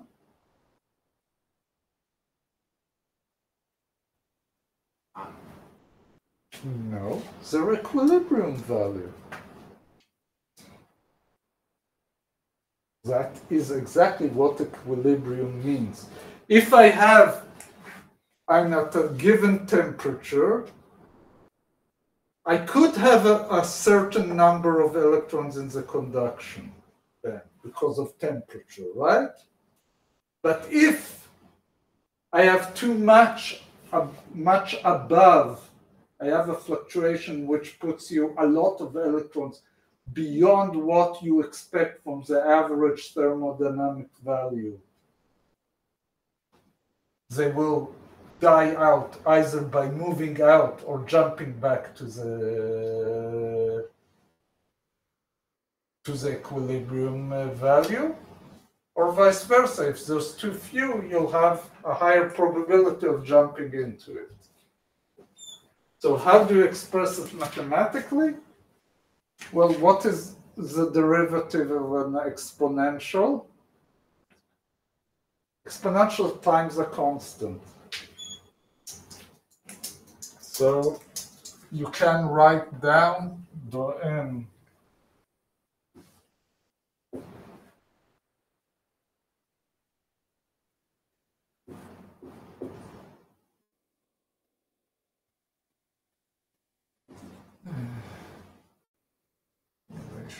Recombination n minus n0 divided by tau e, and the same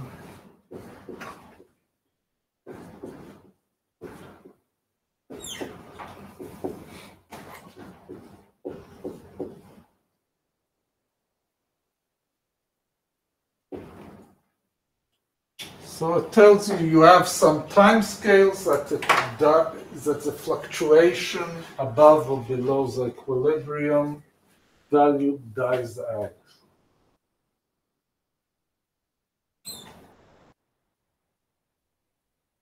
So that is equilibrium.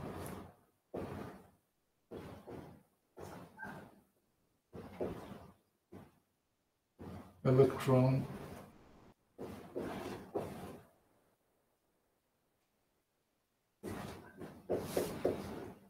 it's the same for hole.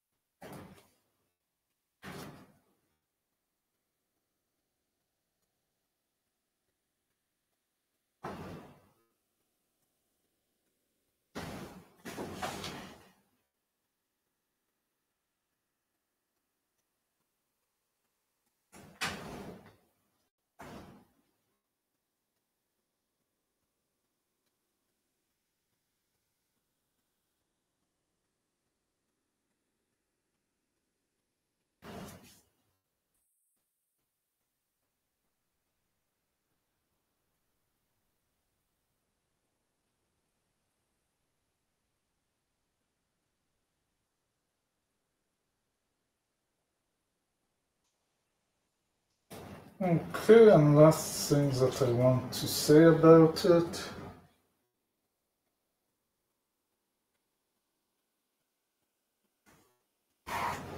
If we go back to here,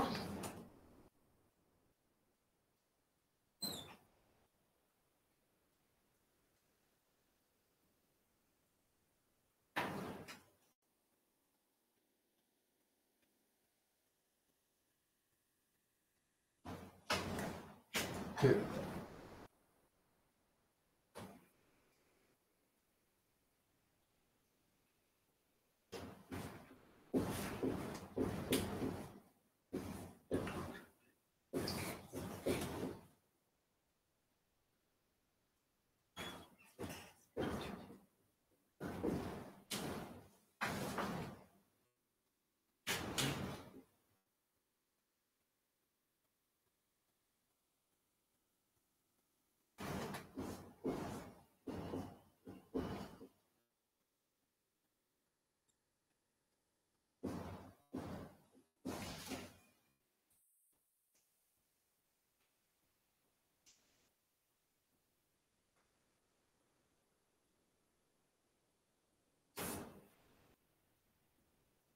Which basically tells me I can lose electrons either to current or to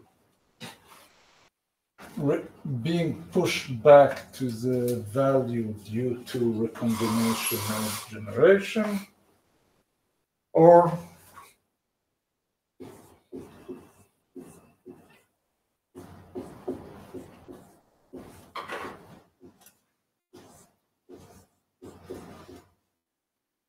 same for holes.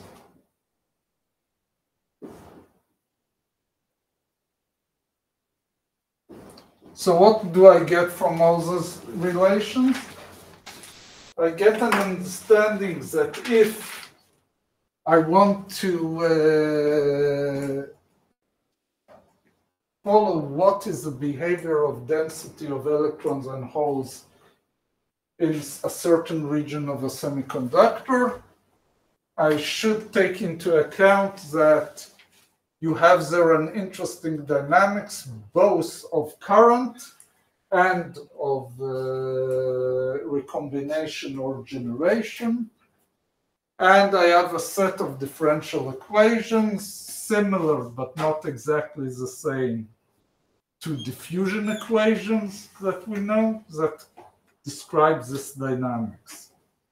And I can think about what happens if I have a certain burst of electrons or holes in a region, how it spreads out. We have the equations to do it. Okay, we'll stop here. As I said, next 2 lectures will be on magnetic properties of materials, and they are not included in the material of the exam. Okay, let's stop here. Just a second. Can you please explain again why that's the generation or recombination current? I think I missed that. This? Yeah. Okay, let's stop and think a moment. If I have, let's go back to thermodynamics. In thermodynamics, okay, even without thermodynamics, simple dynamic procedure. If I have I have a situation which is the equilibrium state, right? I'm pushed above it or below it. I know that with time, I'll go back to this situation. What is the simplest assumption? How will I go back? Exponentially. Right? So if a derivative is equal to a constant times some value, it tells you that it's exponential. And that's all what's. So in dynamic systems, if I know nothing about the explicit dynamics, we just assume exponentially approaches the equilibrium state. Right. And that's just the mathematical expression of that property.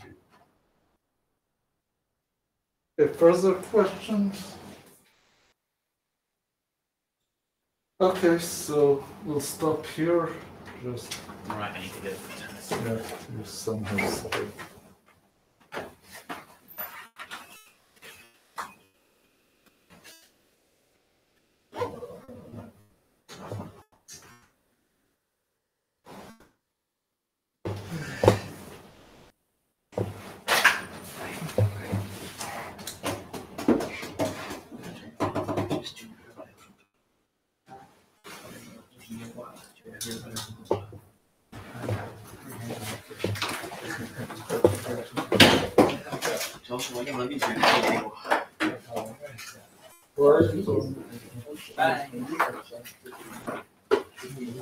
The best is to try to take basis. 就很少回学院，你玩过？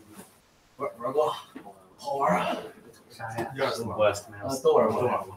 不建议买一代太难了。玩过去，我手残玩过。二代好，有些我看东西。二代太好玩了，它画质、手感，不行，我觉得不行。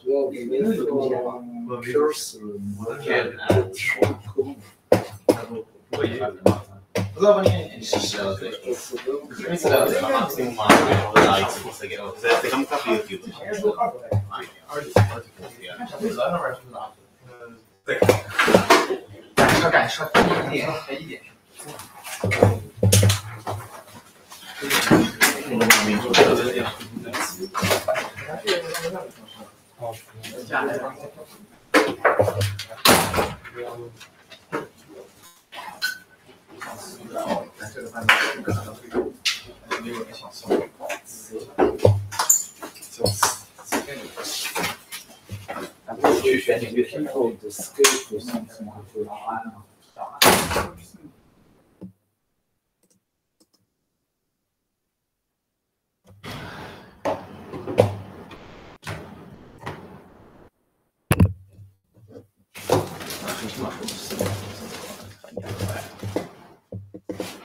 מניח שכן, הוא צריך סגר באחד בכל מקרה, לא?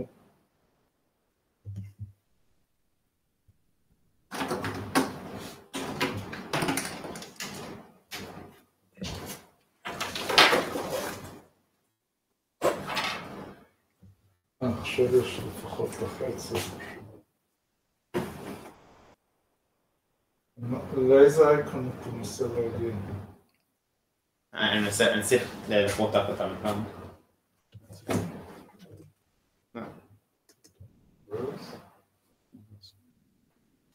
האייקון זה? כן, זה המעניין של פולינג.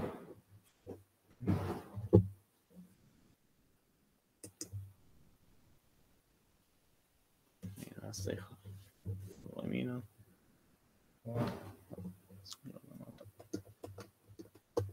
צריך לגלול עכשיו. Stop. Yes.